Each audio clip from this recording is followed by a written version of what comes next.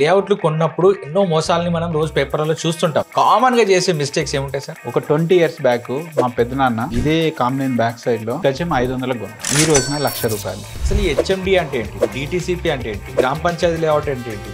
నా క్లాస్మేట్ నా ప్లాట్ నా పేరు మీదనే ఉందా లేకుంటే పోయిందా ఎట్లా తెలుసుకోవాలంటే ఈసీ చెక్ చేసుకోరా అన్న. ఈసీ అంటే ఏంది మామ అంటారు. నాకు కూడా తెలియదు సార్ వాస్తవం. ఈ రోజుకి ఇప్పటికి నాకు కూడా తెలియదు. రీసెంట్ పాస్ట్ లో హైడ్రా వచ్చింది. హైదరాబాద్ రియల్ ఎస్టేట్ ఆల్మోస్ట్ కుప్పకూలింది. ఈ హైడ్రాకి సంబంధించి చాలా మందికి ల్యాక్ ఆఫ్ అవేర్నెస్ కూడా ఉంది. పబ్లిక్ ని ఎమోషనల్ గా కనెక్ట్ చేసిండ్రు. మన సీఎం రేవంత్ రెడ్డి గారు అసెంబ్లీలో కూడా కొన్ని చెప్పిండ్రు. చెరువులను ఆక్రమించుకున్న వాళ్ళ మీద పోయినప్పుడల్లా పెడబొబ్బలు పెడతారు అధ్యక్ష. డెవలప్మెంట్ అనేది చాలా ఇంపార్టెంట్. అది కూడా ఒకే ఏరియాలో కాదు, మల్టిపుల్ ఏరియాస్లో రీజనల్ రింగ్ రోడ్ చుట్టూగిన ఈ డెవలప్మెంట్ ఏదైతే వస్తే ఇక హైదరాబాద్కి తిరుగులేదండి. భారతదేశంలో ల్యాండ్ అనేది ఒక ఆత్మగౌరవ సమస్య అన్నట్టు. రియల్ ఎస్టేట్ మోసాలను చూస్తే మాత్రము వణుకు పుడుతుంటది, చెమట వస్తుంటది. పబ్లిక్ గా చెప్పొచ్చో లేదో నాకు తెలియదు. నిన్న కూడా జరిగింది 500 కోట్ల మోసం సార్. వైజాగ్ లో 80-90 కిలోమీటర్ల బెల్ట్ ఉందంట. ఆ బెల్ట్ లో మొత్తం ఇదే మోసాలు. చిన్న మోసం చేయాలంటే ఎంతో బాధ అనిపిస్తుంది. కోట్ల రూపాయల మోసాలు ఎట్లా చేస్తారు సార్? అలవాటు అవుతుంది. ఒక ప్రాపర్టీ అనేది లైఫ్ స్పాన్ లో ఒకసారి కొంటారు. లైఫ్ మొత్తం కష్టపడేది ఒకటిసారి పోగొట్టుకుంటారు. మోసపోయే వాడికేమో ఒక పోతుంది, జీవితాలు నాశనం అయిపోతుంది. మోసం చేసేవాడికి చాలా చిన్న అంశాలు. సివిల్ కేసు అవుతుంది, పోలీస్ స్టేషన్ లో డీల్ చేయమంటున్నారు, కోర్టులలో ఏళ్ళకేళ్ళు అవుతుంది. అప్పటిలోపు బయ్యర్ ఉండడు, సెల్లర్ ఉండడు. ల్యాక్ ఆఫ్ నాలెడ్జ్ అండి. ప్రతి ఒక్కరు ఏదో ఒక టైంలో ఇన్వెస్ట్ చేస్తారు. ఇది ఒక ఎమోషన్. రియల్ ఎస్టేట్లో ఇన్వెస్ట్ చేసి దాన్ని స్టాటిక్గా అట్లనే ఉంచాల్సిన అవసరం లేదు. దాని మీద కూడా ఇన్కమ్ జనరేట్ చేయొచ్చు. ప్రాపర్టీని ఎట్లయినా సరే మనం యూజ్ చేసుకోవచ్చు సార్. మనకి ఎట్లా యూజ్ చేసుకోవాలనేది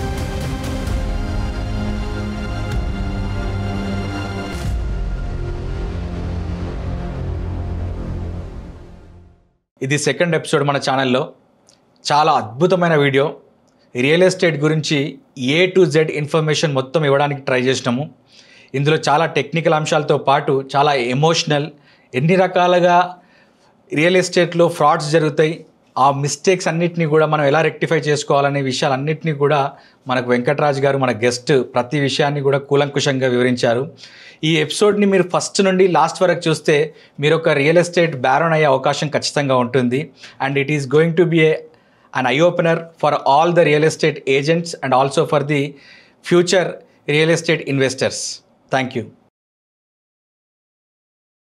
ఈ ప్రపంచంలో భూమి మీద 800 కోట్ల మంది నివసిస్తున్నారని చెప్పేసి ఒక సర్వే చెప్తుంది. అందులో 150 కోట్ల మంది భారతదేశంలోనే నివసిస్తారు. సో ఈ ఇండియాలో చాలా వరకు భూమి అనేది ఒక స్కేర్స్ కమోడిటీ, స్కేర్స్ రిసోర్స్. భారతదేశంలో చాలా మంది భారతదేశం నా మాతృభూమి అంటారు కానీ వాళ్ళు నివసించడానికి కొంత భూమి ఉండదు. ఈ రియల్ ఎస్టేట్ అంశాలన్నీ కూడా డిస్కస్ చేయడానికి తెలుగులో మొట్టమొదటిసారిగా ఒక పుస్తకంతో ప్రభంజనం సృష్టించినటువంటి వ్యక్తి వెంకటరాజ్ గారు ఉన్నారు. ఈ బుక్ నేను అమెజాన్ లో కొన్నప్పుడు టాప్ బెస్ట్ సెల్లింగ్ పుస్తకంగా ఉంది. ఈ బుక్ చదివిన తర్వాత నాకు ఒక రకమైనటువంటి ఉత్సాహం వచ్చింది. రియల్ ఎస్టేట్ లో ఇన్ని అంశాలు ఉంటాయా అని అనుకున్నాను. సో ఇప్పుడు ఆ అంశాలన్నింటినీ కూడా మన ఆథర్ అండ్ గెస్ట్ వెంకటరాజ్ గారితో కలిసి మనం ఇప్పుడు తెలుసుకుందాం. Hi sir, welcome to Vashishtha 365. Hi sir. Sir, మొన్న ఈ మధ్య ఒక వీడియో మీది చాలా వైరల్ అయింది. మీ ఛానల్లో ఫామ్ ల్యాండ్స్ గురించి ఒక వీడియో చేశారు. ఆ ఫామ్ ల్యాండ్స్ గురించి వీడియో చేసినప్పుడు చాలా మందికి అది చాలా కొత్త విషయం. అది అసలు అది కొంచెం చెప్తారా ఏంటది? ఫామ్ ల్యాండ్స్ అనేవి చాలా వచ్చినాయి ఇప్పుడు. ఓకే, ఫామ్ ల్యాండ్స్ ఇది వరకు బాగా వచ్చినాయి. ఫామ్ ల్యాండ్స్ మనం ఒకసారి పంచాయతీరాజ్ యాక్ట్ 2018, మున్సిపల్ యాక్ట్ 2019 ప్రకారము ఫామ్ ల్యాండ్స్ అనేవి వేయాలంటే, ఫామ్ ల్యాండ్స్ వేసి అమ్మాలి అంటే మినిమం 1/2 ఎకర్ ఉండాలి. వీళ్ళు ఏం చేస్తున్నారంటే గుంటలాల్లో చేసి అమ్ముతున్నారు. ఏదైనా ఒక ల్యాండ్ తీసుకోండి, ఆ ల్యాండ్ని మనము ప్లాట్స్ కింద డివైడ్ చేసి ఆ ప్లాట్స్ని మనము అమ్మాలి ప్రతి కస్టమర్కి అంటే దానికి డెఫినెట్గా దాన్ని అగ్రికల్చర్ నుంచి నాన్ అగ్రికల్చర్లోకి కన్వర్షన్ చేయాలి. నాలా అంటారు దాన్ని. Non agriculture land assessment act ప్రకారము దాన్ని అగ్రికల్చర్ నుంచి నాన్ అగ్రికల్చర్లో కన్వర్షన్ చేసి, కన్వర్షన్ అయిన దాన్ని మనము లోకల్ కాంపిటెంట్ అథారిటీ అంటారు.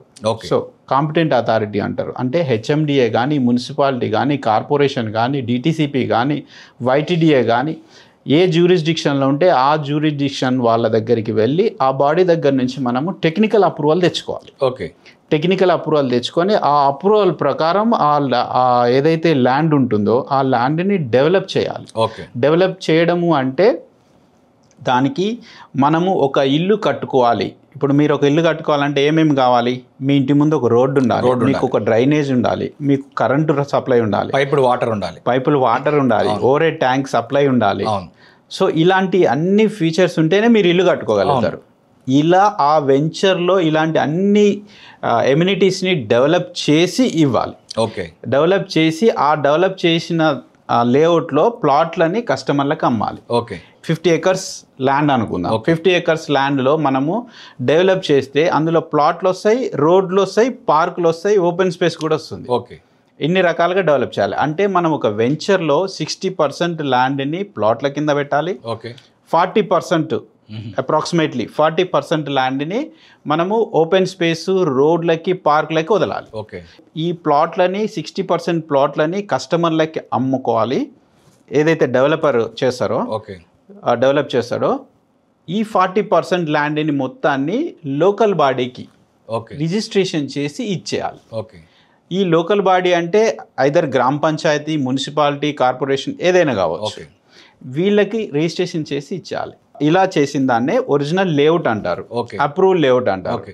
సో మనకి ఇక్కడ ఈ ఫామ్ ల్యాండ్, మళ్ళీ ఇప్పుడు ఫామ్ ల్యాండ్కి వస్తే ఈ ఏదైతే అప్రూవల్ లేఅవుట్ ఉంటుందో ఈ అప్రూవల్ లేఅవుట్ తీసుకోవడానికి మనకి చాలా ఎక్స్పెండిచర్ అవుతుంది, ఖర్చు అవుతుంది. ఆ ఖర్చు మొత్తము కస్టమర్ మీద పడుతుంది. ఏమేమి ఖర్చు?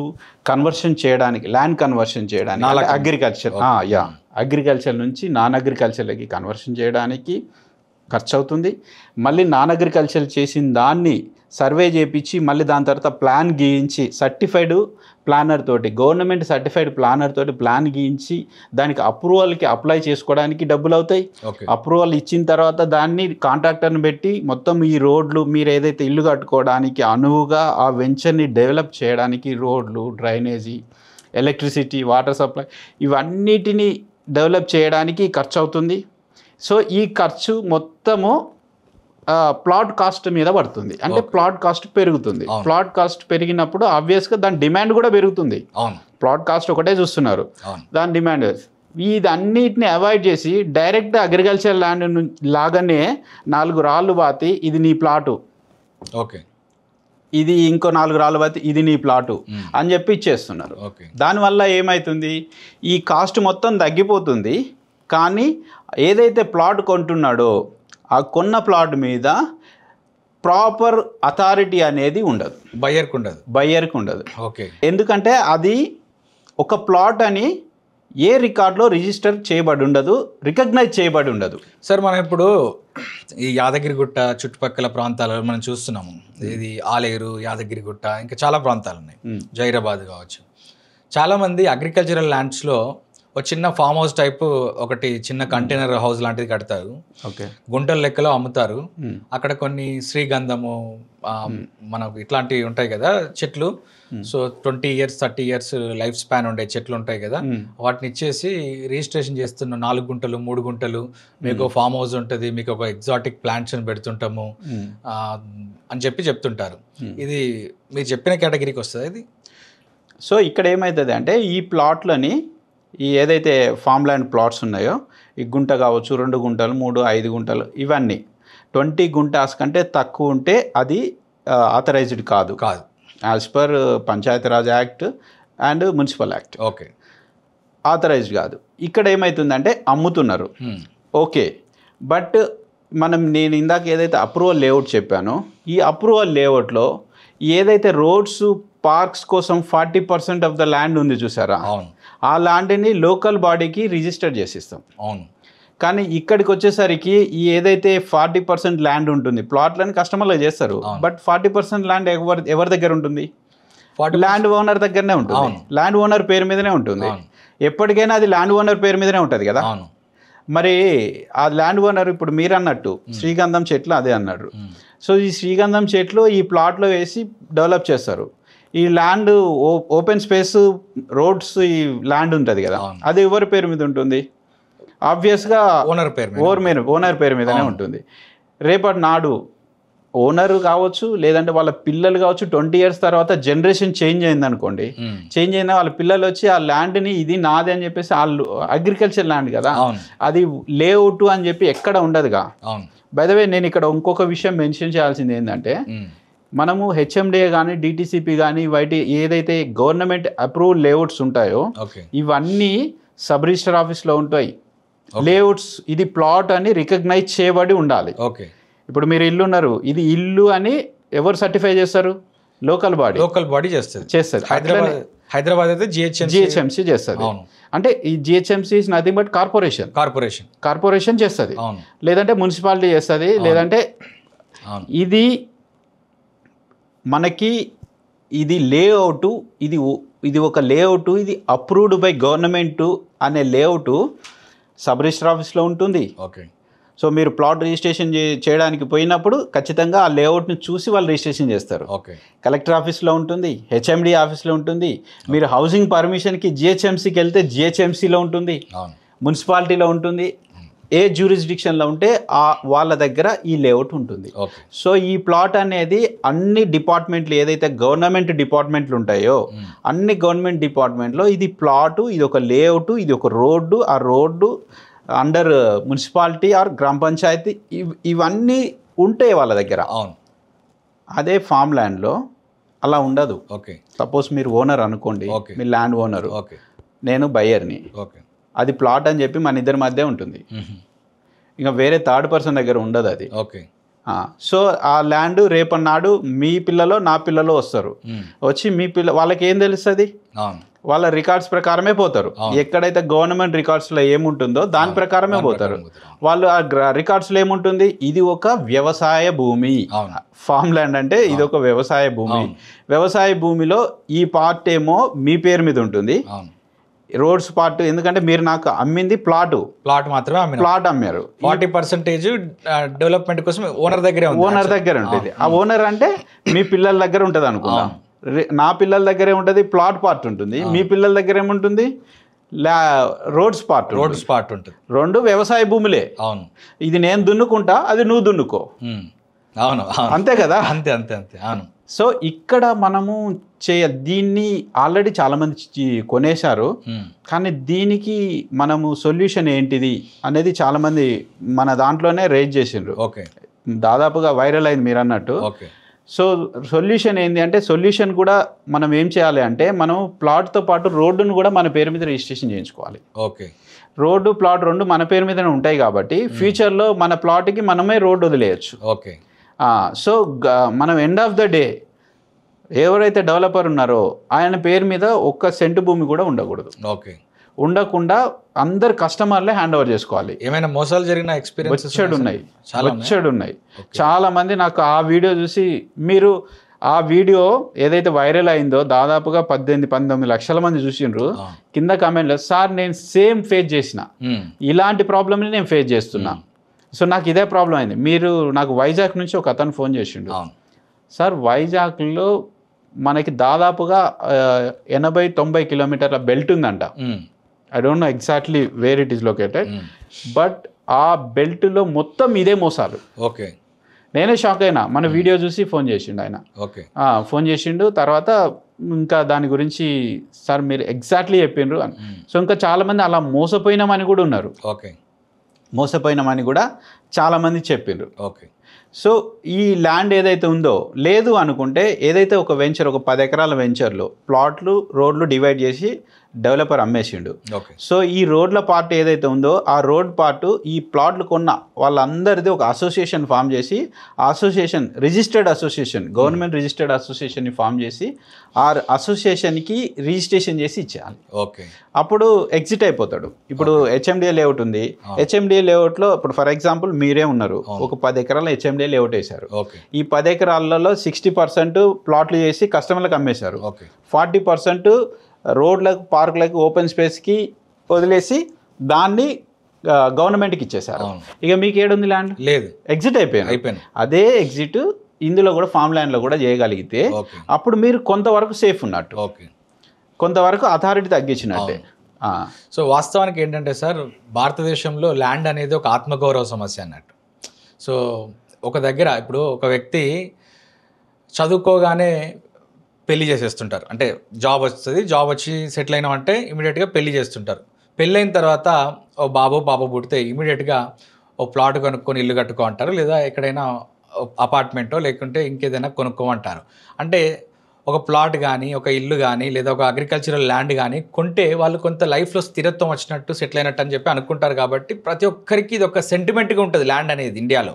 సో రియల్ ఎస్టేట్ మోసాలను చూస్తే మాత్రము మనకు గుండె కింద వణుకు పుడుతుంటుంది, చెమట వస్తుంటుంది. ఎందుకనంటే వేల కోట్ల రూపాయల మోసాలని మనం రోజు చూస్తూ ఉంటాం. మనం నిన్న కూడా జరిగింది 500 కోట్ల మోసం. 500 కోట్ల రూపాయల మోసం అంటే ఎంతమంది పేద ప్రజలు, middle class, lower middle class people వాళ్ళ సేవింగ్స్ నుంచి తీసుకొని వాళ్ళు కొంటుంటారు.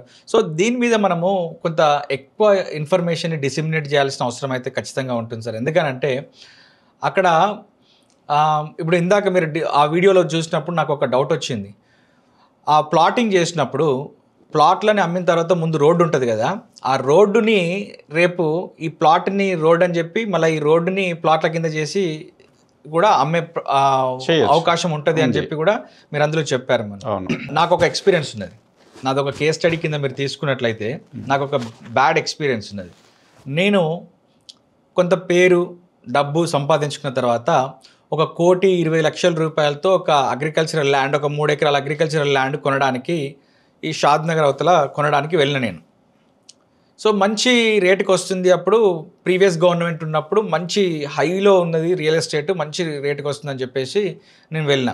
ఆ ఊరు గ్రామానికి సంబంధించినటువంటి సర్పంచ్ ఆయన. సో నాకేమనిపించింది అని అంటే, నేను ఒక సెంటిమెంట్తో పోయినా. ఆ ఊరు గ్రామ సర్పంచ్ ఆయనకు ఫుల్ అథారిటీ ఉంటుంది, ఆయన ఏ తప్పు చేయడు, పొలిటికల్గా ఆయన అందులో ఉన్నాడు కాబట్టి రేపు ఆయనకు బ్యాడ్ నేమ్ వస్తుంది. అక్కడ మాకు చుట్టాలు ఉన్నారు, మాకు సంబంధించిన వాళ్ళు ఉన్నారు, వాళ్ళ ముందు ఆయన ఏ మిస్టేక్ చేయడు అని చెప్పి అనుకున్నాను. అక్కడ వాస్తవానికి దాంట్లో సగం డబ్బుని నేను క్యాష్ రూపంలో ఇస్తా అని చెప్పేసి ఇచ్చిన తర్వాత అదే రోజు నాకు ఒక అగ్రిమెంట్ అని చేశారు. నాకు సేల్ అగ్రిమెంట్ ఆఫ్ సేల్ అనేది ఒక అగ్రిమెంట్ చేసి ఇచ్చారు, ఒక లాయర్ దగ్గర అగ్రిమెంట్ అనేది చేసి ఇచ్చారు. ఇచ్చిన తర్వాత నేను ఒక దాంట్లో ఏమన్నా అంటే ఇది నా ల్యాండ్, ఇక నేను దీంట్లో ఏమైనా చేసుకోవచ్చు అని చెప్పేసి వాళ్ళని పర్మిషన్ తీసుకొని దున్నడం మొదలుపెట్టిన. అంతా జరిగింది బాగానే ఉంది.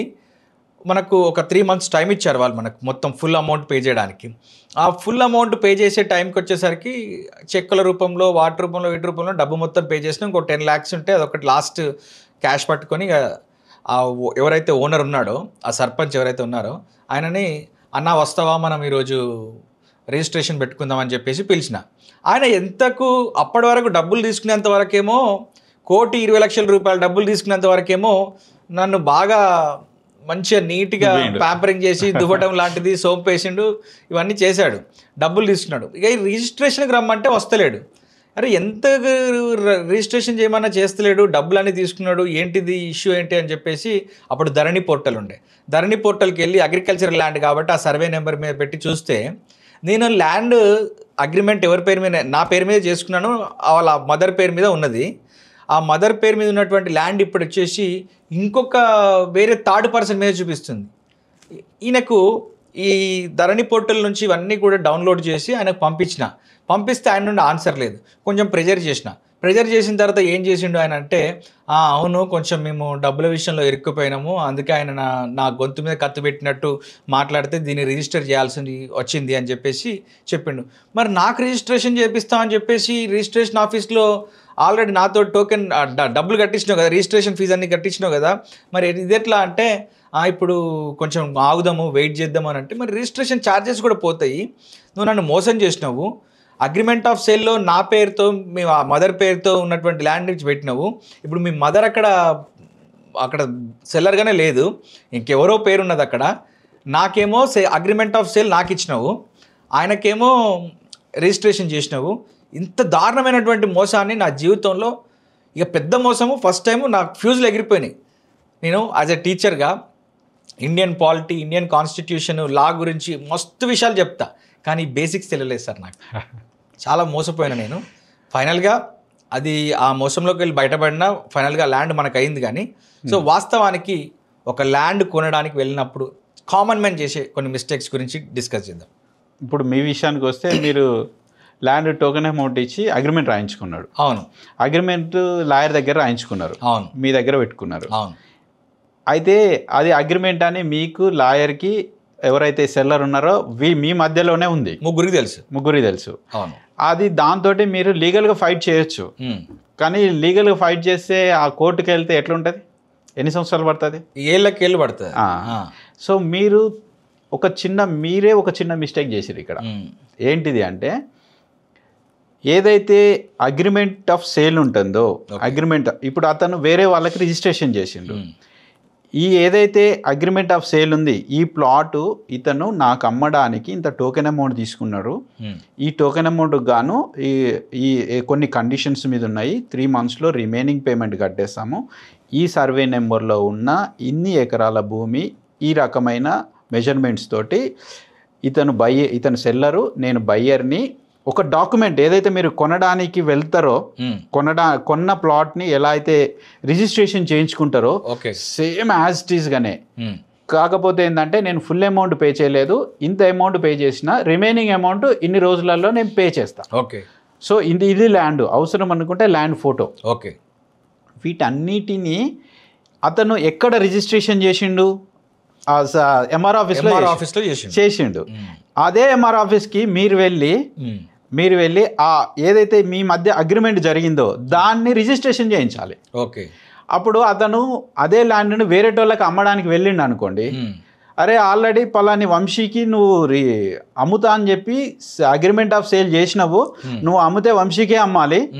ఎందుకంటే ఏదైనా సరే సబ్ రిజిస్టర్ ఆఫీస్లో కావచ్చు, ఎంఆర్ ఆఫీస్లో కావచ్చు, ఒక ట్రాన్సాక్షన్ జరిగింది అంటే ఈసీలో రిఫ్లెక్ట్ అవుతుంది. ఓకే. ఈసీలో రిఫ్లెక్ట్ అవుతుంది. కొంతమంది మొన్న ఒక వీడియో చేసిన ఈసీ గురించి, ఆన్లైన్లోనే మన ఈసీని మన ఫోన్లోనే మనం చెక్ చేసుకోవచ్చు, మన ప్లాట్కి సంబంధించిన ఈసీని. ఓకే. ఈసీ చెక్ చేసుకొని ఏం చేయాలి అంటారు. ఈసీ చెక్ చేస్తేనే దాని మీద ఎన్ని అప్పులు ఉన్నాయి, ఎన్ని కేసులు ఉన్నాయి, ఎన్ని అగ్రిమెంట్ ఆఫ్ సేల్స్ ఉన్నాయి, ఇవన్నీ క్లియర్గా బయటకు వస్తుంది. ఓకే. ఇప్పుడు అతను ఒకవేళ వేరేటోళ్ళకి అమ్మడానికి పోయింది అనుకోండి, ఇది ఆల్రెడీ వంశీకి నువ్వు సేల్ అగ్రిమెంట్ చేసినావు, సో కాబట్టి నువ్వు వేరేటోళ్ళకి అమ్మడానికి లేదు, నేను చెయ్యను అంటాడు. ఓకే. అక్కడ మీ ప్లాట్ ఎక్కడికి పోకుండా పోయేది. సో మీరు దాన్ని ఏదైతే అగ్రిమెంట్ ఆఫ్ సేల్ని లీగల్గా ఎవరైతే ఆథరైజ్డ్ పర్సన్ ఉంటారో అక్కడ మీరు దాన్ని అగ్రిమెంట్ ఆఫ్ సేల్ని రిజిస్టర్ చేయలేదు. ఓకే. దానివల్ల అతనికి మీకు తెలియకుండానే వేరేటోళ్ళకి అమ్మేసిండు. ఏదైనా ఇప్పుడు మీరు ఫర్ ఎగ్జాంపుల్ మీరు ఒక భారత పౌరుడని గుర్తింపు ఏంటి? ఆధార్ కార్డు లేదా birth certificate government of India issue చేసి అట్లనే మీ దానికి ఏదైతే అగ్రిమెంట్ ఆఫ్ సేల్ ఉందో వాళ్ళు సర్టిఫై చేయాలి, గవర్నమెంట్ సర్టిఫై చేయాలి. అప్పుడే మీరు గవర్నమెంట్ని అడగగలుగుతారు. వాస్తవానికి గొడ్డులా కష్టపడి బాగా కష్టపడి డబ్బు సంపాదిస్తున్నా కానీ ఆ విషయంలో నేను ఎంత రిగ్రెట్ అయినా తెలుసా? డబ్బు సంపాదించినాము, ల్యాండ్ కొనుక్కుందాము అని చెప్పేసి వెళ్ళినాం, కానీ ఈ ఒక్క చిన్న విషయం తెలియకపోవడం వల్ల సరే అదృష్టం బాగుండి అది మన వైపుకి అయిపోయింది, అది రిజిస్ట్రేషన్ అయిపోయింది. కానీ ఒకవేళ పోయి ఉంటే మాత్రము లైఫ్ స్పాయిల్. అట్లా ఎంతోమంది లైఫ్ స్పాయిల్ అవ్వడం చూసిన నేను కూడా చూశాను, చాలా మంది చూశాను. కరోనా టైంలో నేను చూశాను. కరోనా టైంలో మా మదర్కి సీరియస్ అయ్యి ఐసీయూకి వెళ్ళి ఆక్సిజన్ ఉంటారు కదా, వెంటిలేషన్, అంత దూరం వెళ్ళింది. ఆమె లోపల ఉంటే బయట ఉంటే నా పక్కన నాతో పాటు ఉన్న వాళ్ళు ఉంటారు కదా, సార్ నేను నా 10 సంవత్సరాల డబ్బులతోటి కష్టపడి సంపాదించిన డబ్బులతోటి నేను ఒక అసెట్ కొన్నా. ఓకే. ఈ రోజున మా మదర్కు ఇలా అయింది, అది నేను అమ్మేసి ఇప్పుడు మా మదర్ని అప్పట్లో రోజుకు ₹1,00,000 అన్అఫీషియల్ బిల్, అదే రెమెడీస్వేర్ అనే ఇంజెక్షన్ 70,000 దొరకకపోయేది, 70,000 పెట్టినా ఒరిజినల్ అని గ్యారంటీ లేదు అప్పుడు. సో ఆ టైంలో అతను నాకు చెప్పిన మాటలు ఏంటంటే, నేను 10 సంవత్సరాలు కష్టపడ్డ డబ్బుతోటి నేను ప్రాపర్టీ కొన్నా, ఈరోజు మా మదర్ కోసం అది అమ్మేసిన. నేను 10 సంవత్సరాలు వెనక్కి పోయినా. దో మా మదర్ సేఫ్ సైడ్ మా మదర్ కోసమే పెట్టాను, ఇది నన్ను కాపాడింది, మా కష్ట సమయాల్లో కాపాడింది. దాన్ని ఏం చేసిండంటే ఆయన మార్గేజ్ చేసిండు. చాలా మంది ఫిన్ ఇన్ఫ్లుయెన్సర్స్ వాళ్ళు చెప్తారు మన ప్రాపర్టీ మనకు టయానికి ఇవ్వదు, లిక్విడ్ అవ్వదు, దాన్ని మార్గేజ్ చేసిండు ఆయన. మార్గేజ్ చేసి దాని మీద కొంత అమౌంట్ తెచ్చుకున్నాడు. ఓకే. దాని తర్వాత దాన్ని సేల్ చేస్తా అన్నాడు. దాని తర్వాత వేరే వాళ్ళకి సేల్కి పెట్టిండు. ఓకే. సో ఆ డబ్బులతోటి వాళ్ళ మదర్ని అయితే అతను 10 years బ్యాక్ పోయింది. మీరు అన్నారు చూసిన గొడ్డులాగా కష్టపడి గొడ్డులాగా కష్టపడి ఆయన 10 సంవత్సరాలు కష్టపడ్డ సొమ్ము ఒకటేసారి వెళ్ళిపోయింది.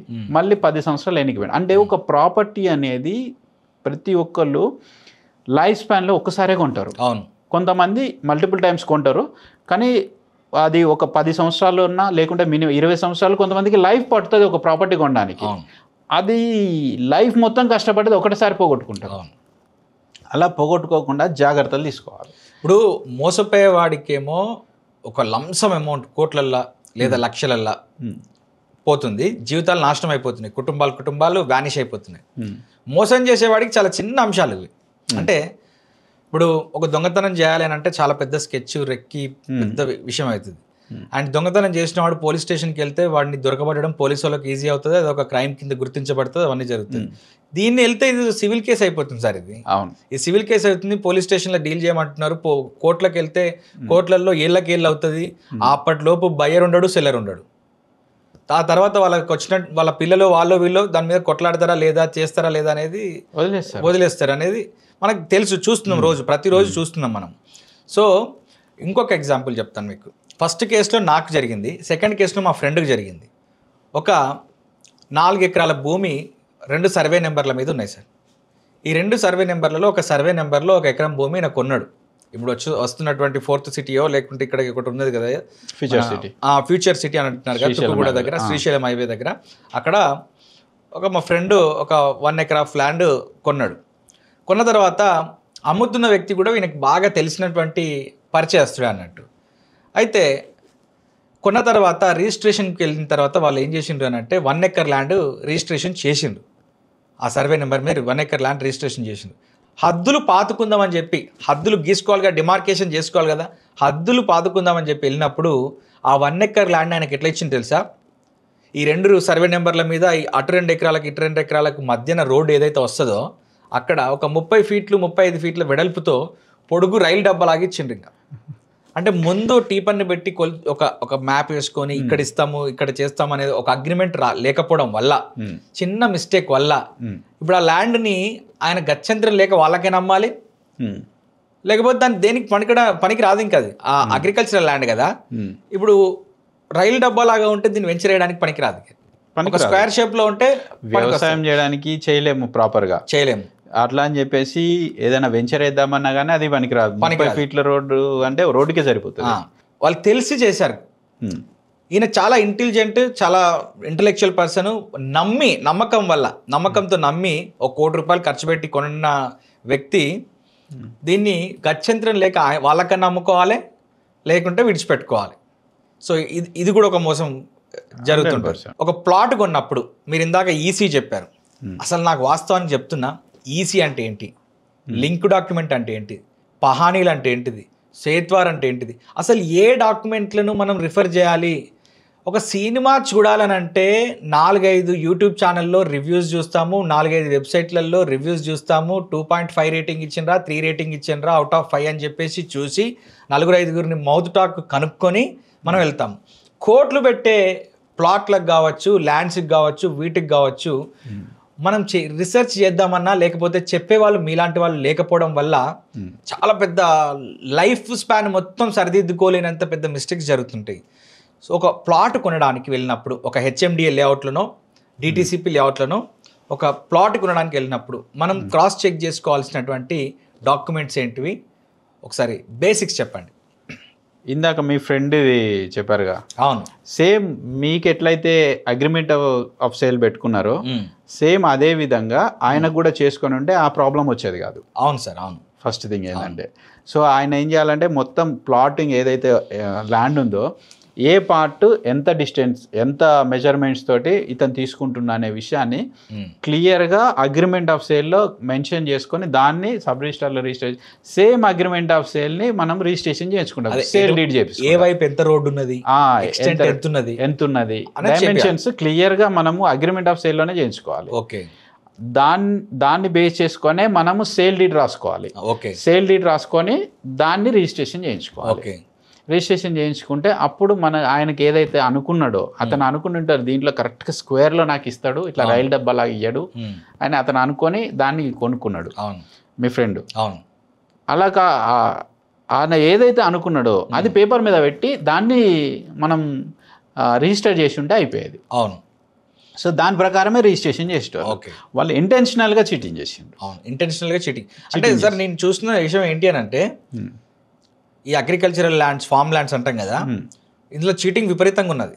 అంటే ఈ అవుట్స్కట్స్లో ఓఆర్ఆర్ మీద కావచ్చు, ఇప్పుడు వస్తున్న రీజనల్ రింగ్ రోడ్ మీద కావచ్చు, అస్సలు చీటింగ్ అంటే చీటింగ్కే సిగ్గుపడుతుంది. చీటింగ్ అనే పదమే సిగ్గుపడుతుంది, అంత ఘోరమైనట్టు. మళ్ళీ చీటింగ్ చేసే వాళ్ళు ఏమన్నా పెద్ద ఇంటలెక్చువల్స్ అంటే కాదు సార్ వీళ్ళు. వాళ్ళు 10th పాస్ అయ్యి 10th ఫెయిల్ అయ్యి రియల్ ఎస్టేట్లో దిగి చేస్తున్నటువంటి మోసగాళ్ళే ఉన్నారు ఎక్కువ మంది. నేను చూస్తున్నా కదా, అమన్గల్లో, మహేశ్వరంలో, షాద్నగర్లో, చాలా దిక్కులో చూసినా నేను. ఒక బాధ ఏమవుతుంది తెలుసా, అరే పీజీలు, పిహెచ్డీలు, డబుల్ పీజీలు, డాక్టరేట్లు చేసినటువంటి ఫ్రెండ్స్, నేను అందరం ఈ చిన్న చిన్న విషయాలు తెలియక ఈ ఏలుముద్రగాళ్ళ దగ్గర మోసపోయినాం అనేది ఒక బాధ. ఇంకొకటి బయటికి చెప్పుకోలేము, అది లోపలనే కుక్కుకోలేము. ఈ బాధ ఎక్కువ ఉన్నది ఇంకా. సో ఇట్లాంటి వాటిలోంచి బయటపడడానికి దీనికి నేను చెప్తాను. నేను మా ఫ్రెండ్, నా క్లాస్మేట్, బెంగళూరులో సాఫ్ట్వేర్ ఇంజనీరు. ఓకే. ఎంటెక్ అయిపోయింది. ఎంటెక్ అంటే మంచి చదువు. ఎంటెక్ అయిపోయింది. దాదాపుగా 18+ ఇయర్స్ ఎక్స్పీరియన్స్ ఉంది. ఓకే. సాఫ్ట్వేర్లో మంచి పొజిషన్లో ఉన్నాడు. మంచి 50 lakh పర్ యానం సార్లు. ఓకే. అతను ఇదే షాద్నగర్లో ప్లాట్ కొన్నాడు. ఓకే. ప్లాట్ కొని బెంగళూరులో వెళ్ళిపోయాడు. అప్పుడు ఇక్కడ వర్క్ చేసేవాళ్ళు. సో అక్కడి నుంచి ఫోన్ చేసి, అరే మామ ఇట్లా సంగతి ఏం చేయాలంటే, అది నా ప్లాట్ నా పేరు మీదనే ఉందా లేకుంటే పోయిందా, నేను కొంచెం తెలుసుకోవాలి. ఎట్లా తెలుసుకోవాలంటే ఈసీ చెక్ చేసుకోరా అన్న. ఈసీ అంటే ఏంది మామ అంటుండు. నాకు కూడా తెలియదు సార్ వాస్తవం. ఈ రోజుకి ఇప్పటికి నాకు కూడా తెలియదు. ఎన్కంబరెన్స్ సర్టిఫికేట్ అని చెప్పి ఫుల్ ఫామ్ తెలుసు, అబ్రివేషన్. అసలు ఈసీ అంటే ఏంటి సార్? ఎన్కంబరెన్స్ సర్టిఫికేట్ మనకి చెప్తా నేను. ఈసీ అంటే it is like bank statement. Okay. Bank statement. ఇప్పుడు మీరు బ్యాంక్లో డబ్బులు వేశారు. డబ్బులు వేసిన తర్వాత మీరు వెళ్ళి మీ బ్యాంక్ స్టేట్మెంట్ తీసుకున్నారు. ఓకే. ఒక 1 year నుంచి బ్యాంక్ స్టేట్మెంట్ తీసుకున్నారు. బ్యాంక్ స్టేట్మెంట్లో ఎప్పుడు మీకు డబ్బులు డిపాజిట్ చేసిండ్రు, ఎప్పుడు విత్డ్రా చేసిండ్రు, ఎప్పుడు ఏ లోన్ కట్టిండ్రు, ఎప్పుడు ఏ లోన్ తీసుకున్నారు, ఓకే, ఎప్పుడు ఎవరికి డబ్బులు పంపించిండ్రు, ఇది మొత్తం లిస్ట్ ఉంటుంది కదా. అవును, ఉంటుంది. ఈసీలో కూడా అంతే ఉంటుంది సార్. అదే ఈసీలో కూడా మీ ప్లాటు ఎవరికి రిజిస్ట్రేషన్ చేసిండ్రు, ఎవరి దగ్గర నుంచి కొనుక్కున్నారు, ఎవరి నుంచి మారింది, ఎవరు దాంట్లో లోన్ తీసుకున్నారు, ఎవరు దాన్ని మార్టిగేజ్ చేసిండ్రు, ఎవరు దాన్ని డిస్ప్యూట్ చేసిండ్రు, ఏమన్నా కేసులు దాని మీద ఉన్నాయా, ఈచ్ అండ్ ఎవ్రీథింగ్ ఈసీలో రిఫ్లెక్ట్. ఈసీ ఎక్కడ తీసుకోవాలి సార్? ఈసీ 2 ways ఉన్నాయి. ఒకటి సబ్ రిజిస్టర్ ఆఫీస్లో తీసుకోవచ్చు, రెండోది మీ మొబైల్లోనే తీసుకోవచ్చు సార్. మొబైల్లో ఫ్రీ. మీ మొబైల్లోనే registration.telangana.gov.in అనే వెబ్సైట్లోకి వెళ్ళి మీరు ఈసీ తీసుకోవచ్చు, ఎన్కంబరెన్స్ సర్టిఫికేట్ తీసుకోవచ్చు. ఏది 1983 January 1 నుంచి అప్ టు డేట్ మొత్తం తీసుకోవచ్చు. 1983 January 1 నుంచి ఓకే మొత్తం అప్పటి నుంచి ఇప్పటి వరకు. అంటే ఎన్ని సంవత్సరాలు? దాదాపుగా 40+ ఇయర్స్ నుంచి ఇప్పుడు మీ ఇల్లు ఇది, మీ ఇంటికి సంబంధించి, మీ ప్లాట్కి సంబంధించి ఇన్ని ట్రాన్సాక్షన్స్ మొత్తం ఆ ఈసీలో కనబడతాయి. ఓకే.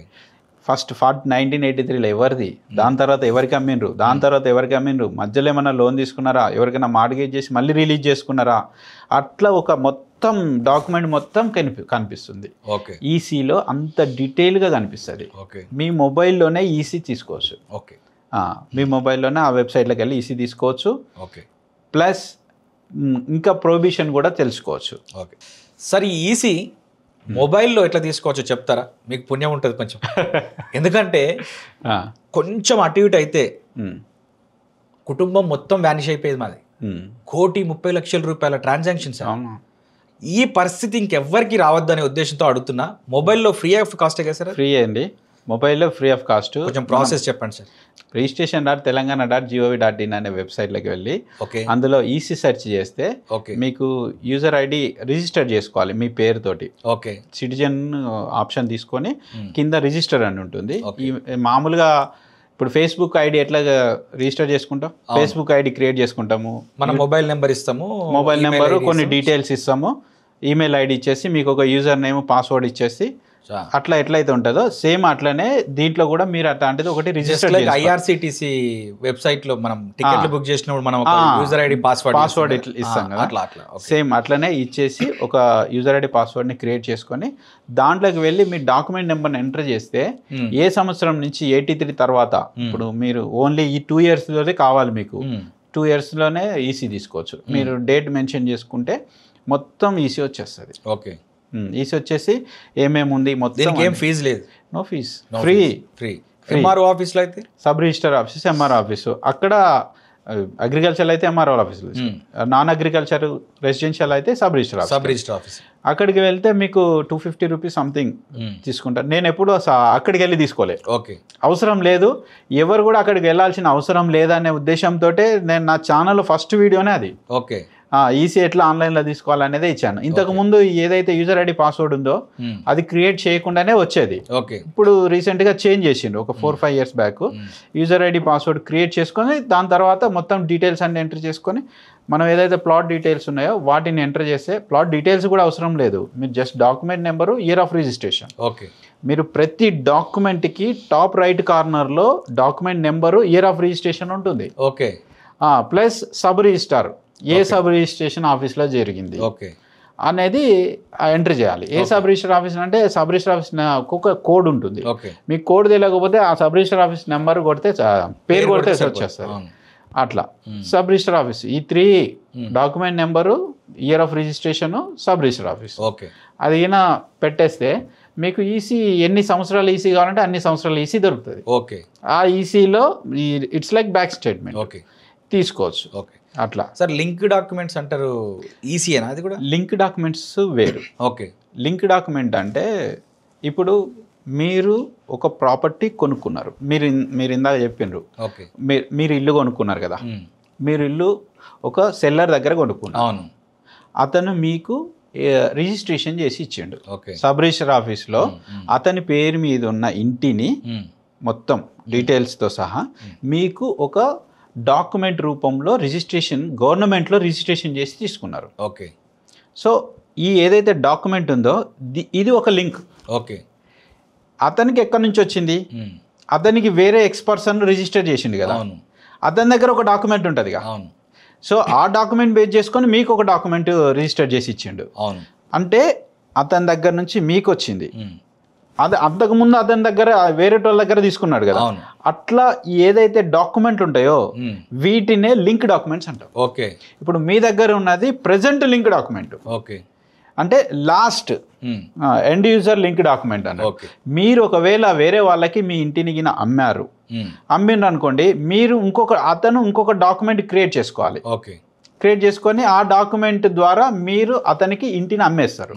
అమ్మినప్పుడు అతనికి ఒక ఫైనల్ డాక్యుమెంట్ రిజిస్టర్ అవుతుంది, మీది లింక్ డాక్యుమెంట్ అవుతుంది. అట్లా ఏదైతే లింక్స్ వస్తాయో వీటన్నిటినే లింక్ డాక్యుమెంట్ అంటారు. ఓకే, ఇవన్నిటిని డాక్యుమెంట్ అంటే సెట్ ఆఫ్ పేపర్స్. అవును, ఇవన్నిటిని కాకుండా ఇవన్నీ ఏదైతే డాక్యుమెంట్ నెంబర్ తోటి, డైమెన్షన్స్ తోటి, ప్లాట్ నెంబర్స్ తోటి, చుట్టూ ఏదైతే నార్త్ ఈస్ట్ వెస్ట్ చుట్టూ సరౌండింగ్స్లో ఏమేమి ప్లాట్స్ ఉన్నాయి వీటన్ని డీటెయిల్స్ తోటి క్లియర్గా స్టెప్ బై స్టెప్ ఇచ్చేదే ఈసీ. ఓకే, ఈసీలో ఒక చిన్న పార్ట్ లాంటిది లింక్ డాక్యుమెంట్, ఒక డాక్యుమెంట్ యొక్క ఫుల్ డీటెయిల్స్. సో ఈసీ తీసుకుంటే మనకు ఈ లింక్ దొరుకుతుంది, లింక్ మొత్తం దొరుకుతుంది. ఓకే, లింక్ మొత్తం దొరికిన తర్వాత దాన్ని బేస్ చేసుకొని మీరు ముందుకెళ్ళొచ్చు. ఓకే, ఈసీలో ఇంకోటి ఏంటంటే మీరు ఏదైనా మార్గేజ్ చేశారు ఎవరికన్నా, ఇప్పుడు తెలియదు, నేను వేరే వాళ్ళకి మార్గేజ్ చేసిన. చాలామంది ఏం చేస్తారంటే కలర్ జిరాక్స్ తీస్తారు, కలర్ జిరాక్స్ తీసి దాన్ని వేరే వాళ్ళకి మార్గేజ్ చేసేస్తారు. మార్గేజ్ చేసిన తర్వాత ఈ కలర్ జిరాక్స్ తోటి వేరే వాళ్ళకి సేల్ చేస్తారు. నా ఎక్స్పీరియన్స్ చెప్తే ఇక్కడ చెప్పండి, బాధాకరమైనటువంటి ఎక్స్పీరియన్స్. మళ్ళీ చెప్పడానికి కూడా బాధ అనిపిస్తుంది, కొంచెం సిగ్గు కూడా అనిపిస్తుంది. తెలియాలనే చెప్తున్నా. నాకు పిల్లనిచ్చిన మామ దగ్గర వాళ్ళకి అవసరాలు ఉన్నాయని చెప్పేసి ల్యాండ్ కొన్నా, అగ్రికల్చరల్ ల్యాండ్. ఆయనకు డబ్బులు ఇచ్చి నా పేరు మీద రిజిస్ట్రేషన్ చెయ్యి, ఆయనకు మార్కెట్ వాల్యూ ఎంత ఉన్నదో అంత డబ్బులు ఇచ్చేసి నా పేరు మీద రిజిస్ట్రేషన్ చెయ్యి, అని చెప్పేస్తే ఆయన ఏం చేశాడంటే రిజిస్ట్రేషన్ ఆఫీస్కి వెళ్ళి రిజిస్ట్రేషన్ ఫీజు కట్టి రిజిస్ట్రేషన్ చేస్తే అల్లుడు నువ్వు చేయి అని చెప్పి ఆయన నన్ను పిలిచాడు. నేను రిజిస్ట్రేషన్ ఆఫీస్కి కారులో టిక్ టాక్ను వెళ్ళిన అక్కడికి వెళ్ళిన తర్వాత లోపల కన్సర్న్ అథారిటీ ఎవరైతే ఉంటారో ఎంఆర్ఓ గారు ఎవరైతే ఉంటారో ఇది రిజిస్ట్రేషన్ కాదు అని చెప్పింది. ఎందుకు కాదు అని అంటే ఆయన దీని మీద అగ్రికల్చరల్ లోన్ తీసుకున్నాడు, ఈ 3 ఎకరాల మీద ఆయన అగ్రికల్చరల్ లోన్ తీసుకున్నాడు. బట్ నేను కొన్నది మాత్రము కొంత ప్యాచ్ మాత్రమే, అందులో ఒక 1 ఎకర్ అనుకుందాం, అందులో ఒక 1 ఎకరం నేను తీసుకున్నా. కానీ ఈ 3 ఎకరాల మీద అగ్రికల్చరల్ లోన్ ఉన్నది. ఇప్పుడు ఇది రిజిస్ట్రేషన్ కాదని చెప్తున్నది. మరి రిజిస్ట్రేషన్ కాదంట. మరి రిజిస్ట్రేషన్ కావాలంటే ఏం చేయాలంటే నువ్వు ఏదైతే ఏపీజీవీబీ బ్యాంకులో లోన్ తీసుకున్నావో దాని నుండి నువ్వు ఎన్ఓసి సర్టిఫికేట్ తెచ్చుకో, లోన్ పే చేసి. రైతులు ఏం ఆలోచిస్తారు సార్? బేసికల్గా లోన్ తీసుకుంటారు, 2 లక్షలు 3 లక్షలు 4 లక్షలు లోన్ తీసుకుంటారు. నెక్స్ట్ వచ్చే గవర్నమెంట్ రుణమాఫీ చేయాలని చెప్పి వెయిట్ చేస్తుంటారు. వీళ్ళకి సిబిల్తో సంబంధం లేదు, ఏం లేదు. నెక్స్ట్ వచ్చే గవర్నమెంట్ రుణమాఫీ చేస్తుంది అనే విషయంలోనే వెయిట్ చేస్తుంటారు. ఇప్పుడు నేను రిజిస్ట్రేషన్కి పోతే రిజిస్ట్రేషన్ ఛార్జెస్ పోతాయి. ఇప్పుడు మళ్ళీ ఇంకొక డేట్ పెట్టుకోవాలి. ఈయన దానికంటే ముందు ఈయనకు డబ్బులు ఇస్తే ఈయన వెళ్ళి ఆ బ్యాంక్లో లోన్ క్లియర్ చేసుకొని ఎన్ఓసి సర్టిఫికేట్ తీసుకొచ్చి ఈ ఎంఆర్ఓ ఆఫీస్లో సబ్మిట్ చేయాలి. ఇవన్నీ జరుగుతుంటాయి. నాకు ఆ ఎంఆర్ఓ తెలుసు కాబట్టి దీనికి వేఅవుట్ లేదా అని అడిగిన. వేఅవుట్ లేదా అంటే అప్పుడు ఉన్నది ఏంటిది వేఅవుట్ అంటే 2 ఎకరాల వరకే ఆ లోన్ని కన్ఫర్మ్ చేసుకునేటట్టు ఒకటి పట్టుకరండి మీరు డాక్యుమెంటు, బ్యాంక్ నుంచి తెచ్చుకోండి, ఈ 1 ఎకర్కి మేము రిజిస్ట్రేషన్ చేస్తామని చెప్పేసి ఆ వేఅవుట్తో చేశారు. ఒకవేళ ఆయన మా మామ కాకపోయి ఉండుంటే, ఆ ఎంఆర్ఓ కనుక నా స్టూడెంట్ కాకపోయి ఉండుంటే అని ఆ రోజు కూడా నా పని అయిపోయేది. ఇది కూడా మిస్టేక్, చాలా పెద్ద మిస్టేక్. చాలామంది ల్యాక్ ఆఫ్ నాలెడ్జ్ అండి, ల్యాక్ ఆఫ్ నాలెడ్జ్ వల్ల ఈ చాలా దెబ్బలు తింటున్నారు. అవును, చాలా. ఇప్పుడు నేను చెప్పాను ఇందాక మా ఫ్రెండ్ బెంగళూరు నుంచి, అవును, అతను మంచి ప్రొఫెషనల్ ఆయన ఫీల్డ్లో, ఇక్కడికి వచ్చేసరికి జీరో. ఇక్కడ మీరు అన్నారు చూసినా, మీరు ఏలిముద్ర వాళ్ళే ఇది చేస్తారు, వాళ్ళు ఉదయం లేస్తే ఇదే పని. అవును. సో కాబట్టి వాళ్ళు దీంట్లో ఎక్స్పర్ట్. అవును. సో వాళ్ళు చెప్పే ఇంకోటి ఏంటంటే ఓవర్ కాన్ఫిడెన్స్ కూడా ఉంటుంది చాలా మందికి. వీనికి చదువు చక్కగా రాదు, ఈ నన్నే మోసం చేస్తలే. కానీ వాళ్ళకున్నంత జనరల్ నాలెడ్జ్, బయట నాలెడ్జ్ ఈ చదువుకున్నోడికి అంటే వీళ్ళు దీంట్లో ఎక్స్పర్ట్స్, నాట్ దీంట్లో. అవును. సో కాబట్టి ఇది ప్రాబ్లం అవుతుంది. సో దీన్ని చాలా మంది ఎడ్యుకేట్ అవ్వాలి. అవును. రియల్ ఎస్టేట్లో నేను బుక్ స్టార్టింగ్ పేజీ మీరు అది ఒకటి చదవండి, బుక్ అట్ట మీదనే రాసిన. మనము ప్రతి ఒక్కళ్ళండి లైఫ్లో ప్రతి ఒక్కళ్ళు రియల్ ఎస్టేట్లో ఖచ్చితంగా ఏదో ఒక టైంలో డైరెక్ట్ ఆర్ ఇండైరెక్ట్ లింక్ ఉంటుంది. అంటే ప్రతి ఒక్కరు ఏదో ఒక టైంలో ఇన్వెస్ట్ చేస్తారు. మనిషి అన్న ప్రతి ఒక్కరు ఇన్వెస్ట్ చేయాలి. మీరు ఇందాక స్టార్టింగ్లోనే ఒక ఇంట్రడక్షన్లోనే చెప్పిండు, ఇది ఒక ఎమోషన్. ఇదొక మనకి fall back, each and everything ఉంటుంది ఇందులో. మనకు సమయానికి ఆదుకుంటుంది మనకు రియల్ ఎస్టేట్ అనేది. ఒక ఇల్లు అనేది మనకు ఒక ఇది. సో కాబట్టి ప్రతి ఒక్కళ్ళు రియల్ ఎస్టేట్లో 100% ఏదో ఒక టైంలో ప్లాట్ కావచ్చు, ఇల్లు కావచ్చు, అపార్ట్మెంట్ కావచ్చు, అగ్రికల్చర్ ల్యాండ్ ఏదైనా కావచ్చు, ఖచ్చితంగా తీసుకుంటారు. అవును. ఆ నిర్ణయము డెఫినెట్గా వాళ్ళ లైఫ్ను చేంజ్ చేస్తుంది. అవును. సో మనము ఆ తెలివితోటి, అవగాహనతోటి ఆ నిర్ణయం ఈయన తీసుకుంటే డెఫినెట్గా వాళ్ళ భవిష్యత్తును నిర్మిస్తుంది. అది అవును 100% భవిష్యత్తును నిర్మిస్తుంది. ఆ రోజు మీరు 3 ఎకరాలు కొని రిజిస్ట్రేషన్ చేసిండ్రు, ఆ రోజు ₹1 కోటి ఉన్నారు మీరు, ఈరోజు ఎంత ఉంది? 3 కోట్ల పైన ఉంటుంది. మీరు ఎక్కడ పెడితే అన్ని డబ్బులు సంపాదించగలుగుతారు?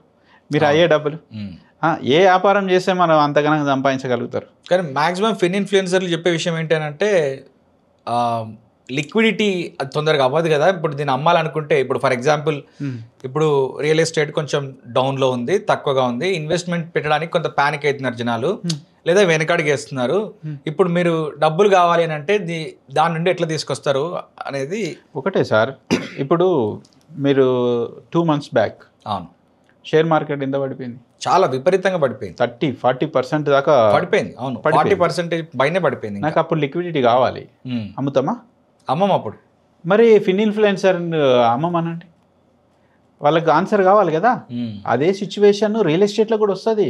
సమ్ టైమ్స్ స్టేబుల్ అవుతుంది, సమ్ టైమ్స్ మార్కెట్ స్లో అవుతుంటుంది, వేరియస్ రీజన్స్. అప్పుడు వెయిట్ చేయాలి, వెయిట్ చేసి అమ్ముకోవాలి. అంతగనంగా డబ్బులు కావాలంటే దాన్ని మార్టిగేజ్ చేసుకోవాలి. బ్యాంకులో పెడితే మీకు బ్యాంకులో రుణం ఇస్తుంది కదా, ఓడి కూడా వస్తుంది కదా, మీకు రుణం తీసుకోవచ్చు కదా, మీరు లోన్ తీసుకోవచ్చు కదా, లోన్ తీసుకొని మీ ఏదైతే అవసరాలు ఉన్నాయో వాటిని తీర్చుకోండి. అవును. ఇప్పుడు లిక్విడిటీ ఈజీగా అవుతుందని చెప్పేసి 40% పడిపోయిన దాన్ని అమ్ముతారా? ఫిన్ ఇన్ఫ్లుయెన్సర్స్ ఎవరైనా అమ్మమని సలహా ఇస్తారా? చేయరు. మరి అప్పుడు ఇన్ని డబ్బులు నాకు లిక్విడిటీ ఉండి కూడా నాకు సమయానికి ఉపయోగపడలేదని బాధే కదా అవును లాస్ట్ టైం. కరెక్ట్. మరి దాన్ని ఎందుకు కన్సిడర్ చేయరు? అవును. సి పరిస్థితి వాళ్ళు తగ్గట్టు వాళ్ళ నాలెడ్జ్ తగ్గట్టు వాళ్ళు మాట్లాడుతురేమో, బట్ రియల్ ఎస్టేట్ కాకపోతే లిక్విడిటీ ఉండాలి, ఉండొద్దని నేను అన్నాను. ఫిక్స్డ్ డిపాజిట్స్ కొంత అమౌంట్ చేసుకోండి ఎమర్జెన్సీ ఫండ్స్కి. మనకు దేంట్లో అండి లిక్విడిటీ అవసరం అవుతుంది జనరల్గా? హెల్త్ ఎమర్జెన్సీ హెల్త్ ఇన్సూరెన్స్ చేసుకోండి. హెల్త్ ఇన్సూరెన్స్ చేసుకోమని నేను మొత్తుకుంటున్నా. ఫస్ట్ నేను ఎన్నో సెమినార్స్ ఇచ్చాను, ఎన్నో మీటింగ్స్ కండక్ట్ చేశాను. నా మీటింగ్లో ఫస్ట్ చెప్పేది అదే, ప్రతి ఒక్కళ్ళు హెల్త్ ఇన్సూరెన్స్ తీసుకోండి. ఓకే. హెల్త్ ఇన్సూరెన్స్ తీసుకొని అప్పుడు బిజినెస్ చేయండి. ఈ ముచ్చట చెప్తే, ఈ మాట చెప్తే హెల్త్ ఇన్సూరెన్స్ తీసుకోండి, హెల్త్ ఇన్సూరెన్స్ ఏజెంట్ ఉన్నట్టు అంటే చెప్పిన వ్యక్తిని నేను రికమెండ్ చేయట్లేదు కదా, నేను ఇక్కడ చేయండి అక్కడ చేయండి అనట్లేదు. హెల్త్ ఇన్సూరెన్స్ తీసుకోండి మీకు నచ్చిన చోట. ఓకే. ఎందుకు తీసుకోవాలనేది నేను ఒక 10 నిమిషాలు వాళ్ళకి ఎక్స్ప్లెయిన్ చేస్తా. ఎక్స్ప్లెయిన్ చేసిన తర్వాత అప్పుడు నెక్స్ట్ టాపిక్ రియల్ ఎస్టేట్ టాపిక్లోకి వెళ్తా. నాది హెల్త్ ఇన్సూరెన్స్ టాపికే కాదు, కానీ నేను ఎడ్యుకేట్ చేస్తా. హెల్త్ ఇన్సూరెన్స్ లిక్విడిటీ కూడా ఉండాలి. లాస్ట్ టైం నా దగ్గర కూడా లిక్విడిటీ మ్యూచువల్ ఫండ్స్ ఉన్నాయి, షేర్ మార్కెట్లో ఉంది, నేను కూడా పెట్టుకుంటా. బట్ లిమిట్ మ్యాక్సిమం అంతా 80% of my income or savings నేను రియల్ ఎస్టేట్లోనే పెడతా. ఓకే. ఓన్లీ 20% అది కూడా ఎమర్జెన్సీ కోసమే, దాని మీద సంపాదించడానికి కాదు. ఎమర్జెన్సీ ఫండ్ కింద పెడతా. ఎమర్జెన్సీ ఫండ్ కింద. ఓకే. దానికోసం పెడతా. నాకు ఫ్లోటింగ్ జరుగుతుంది అంటే జనరల్ నేను అందరికి ఇచ్చేది బుక్లో కూడా అదే రాసిన. కంప్లీట్ 100% రియల్ ఎస్టేట్లో పెట్టమని నేను కూడా చెప్పను. ఒక 20% ఆఫ్ యువర్ సేవింగ్స్ మీరు ఇమీడియట్ లిక్విడ్ చేసుకునే ఫండ్స్లో పెట్టాలి. అది కూడా బాండ్స్లలో పెట్టాలి. మీకు ఎంత షేర్ మార్కెట్ ఏదైనా సరే, మీకు ఫిక్స్డ్ డిపాజిట్ కావచ్చు, బాండ్స్ కావచ్చు, ఇమీడియట్గా మీకు రిటర్న్స్ వస్తాయి on the same basis, loss లేకుండా. మీరు ఇదే మ్యూచువల్ ఫండ్స్, నా మ్యూచువల్ ఫండ్స్ 40% పడిపోయింది మొన్న. ఓకే. పడిపోయింది. మరి ఆ టైంలో నాకు లిక్విడిటీ అవసరం అయితే ఇమీడియట్గా నేను ఎన్కాష్ చేసింది అనుకోండి, నేను 40% లాస్లో అమ్ముకోవాల్సింది. లిక్విడ్ అదే ఇది ఉంది, నా ప్రాపర్టీ ఉంది, నేను దాన్ని మార్గేజ్ చేసుకొని నేను డబ్బులు తెచ్చుకొని నేను వాడుకుంటా. దాని తర్వాత మళ్ళీ డబ్బులు సంపాదించుకొని మళ్ళీ దాన్ని మార్గేజ్ రిలీజ్ చేసుకుంటా. ఓకే కదా. సో అట్లా చేసుకోవచ్చు. ఆ విధంగా చేసుకొని ముందుకెళ్ళాలి. అట్లా. సరే, ఇప్పుడు హైదరాబాద్ లాంటి మెట్రోపాలిటన్ సిటీస్లో హెచ్ఎండిఏ లేఅవుట్లు, మనకైతే ఇక్కడ హైదరాబాద్లో హెచ్ఎండిఏ లేఅవుట్లే కదా ఉండేది మొత్తం. ఈ లేఅవుట్లు కొన్నప్పుడు ఎన్నో మోసాలని మనం రోజు పేపర్లలో చూస్తుంటాం. ప్లాట్స్ కొన్నప్పుడు ఒక యావరేజ్ సాఫ్ట్వేర్ ఎంప్లాయీ కావచ్చు, ఫార్మా ఎంప్లాయీ కావచ్చు, లేదా ఒక చిన్న బిజినెస్ నడిపించుకునే ఒక వ్యక్తి కావచ్చు, కామన్గా చేసే మిస్టేక్స్ ఏముంటాయి సార్? అంటే మీ దృష్టికి వచ్చినాయి, అంటే మీ అనుభవంలో మీరు ఏం చెప్తారు? మెయిన్గా ఏంటంటే బ్లైండ్గా వెళ్ళొద్దు. ఓకే. బ్లైండ్గా వెళ్ళొద్దు. ఈ మా అన్న చెప్పిండు, మా అన్న ఫ్రెండ్ చెప్పిండు. మీ అన్న ఫ్రెండ్కి ఎంత నాలెడ్జ్ ఉంటుంది చెప్పనీకి? ఆయనకి ఎంత నాలెడ్జ్ ఉంటుంది? అంత ఏం కాదు కదా. సో మీకంటూ ఒక ఓన్ సర్వే ఉండాలి. ఓకే. మీరంటూ ఓన్ సర్వే చేసుకోవాలి. ఓకే. చాలా సింపుల్ సర్వేలు చేసుకోవాలి. సింపుల్. మనం అందులో నేను ఇప్పుడు ఇంకొక విషయం, ఏదో ఇది బుక్ ప్రమోషన్ కోసం చెప్తున్నా అనుకుంటారు చాలామంది, మన పాడ్కాస్ట్ చూసిన. ఓకే. నేను చెప్తున్నా ఎన్ని రకాల సర్వేలు చేసుకోవచ్చు మన ప్రాపర్టీని అనేది క్లియర్గా రాసిన. ఓకే. మన బుక్ చదివి ప్లాట్ కొనడానికి పోయిన వాళ్ళని ఎవరు మోసం చేయలేరు. ఓకే. డామ్ షూర్ నేను చెప్తున్నా, ఎవరు మోసం చేయలేరు. ఆ బుక్ చదివి నేను ఒక ప్రాపర్టీ కొనడానికి పోయినాను, మీరే అనుకోండి మీకు లింక్ డాక్యుమెంట్స్ ఈసీ నాలెడ్జ్ లేదు, ఆ బుక్ చదవండి, కంప్లీట్గా చదివారు అనుకోండి, చదివి మీరు ఒక ప్రాపర్టీ కొనడానికి బుక్ ప్రకారం పోయారు అనుకోండి, మిమ్మల్ని ఎవరు మోసం చేయలేరు. ఓకే. ఇంపాసిబుల్. వాస్తవానికి రియల్ ఎస్టేట్లో సార్ మనం సినిమా చూస్తేనే 4-5 రివ్యూలు చూసి, తర్వాత బండి కొంటేనే 4-5 అడిగి 4-5 యూట్యూబ్ ఛానల్ చూసి ఏ బండి కొంటే బాగుంటుంది, మైలేజ్ బాగా ఇస్తుంది, ఏది మనకు స్టాండర్డ్గా ఉంటుంది అని చెప్పి చూస్తుంటాము. వాస్తవానికి ప్రీవియస్గా చూసుకుంటే పుస్తకాలు ఏవి లేవు తెలుగులో రియల్ ఎస్టేట్ మీద. ఇప్పుడు మీ పుస్తకం వచ్చింది కాబట్టి కొంత అవేర్నెస్ క్రియేట్ అవుతుంది అని చెప్పి నేను ఆశిస్తున్నా. అండ్ నాలెడ్జ్ అయింది, చాలా వరకు ట్రెండింగ్ అవుతుంది బుక్. నాలాంటి వాళ్ళకి ఇంకా చాలా చాలా అవేర్నెస్ కావాలి. ఎందుకనంటే మన దగ్గర సంపాదించిన డబ్బుల్ని ఎక్కువగా ఈ క్యాపిటల్ మార్కెట్స్, మన స్టాక్స్ కానీ, షేర్ మార్కెట్లో కానీ, మ్యూచువల్ ఫండ్స్లో కానీ దాని మీద కొంత అవగాహన తక్కువ ఉంటుంది. కాబట్టి ఇమీడియట్గా ల్యాండ్స్ కొన్న వాళ్ళకి కొంత ఆత్మగౌరవము, రెస్పెక్ట్ కూడా ఎక్కువ ఉంటుంది. కాబట్టి ల్యాండ్స్ మీద పెట్టడానికి వస్తుంటారు.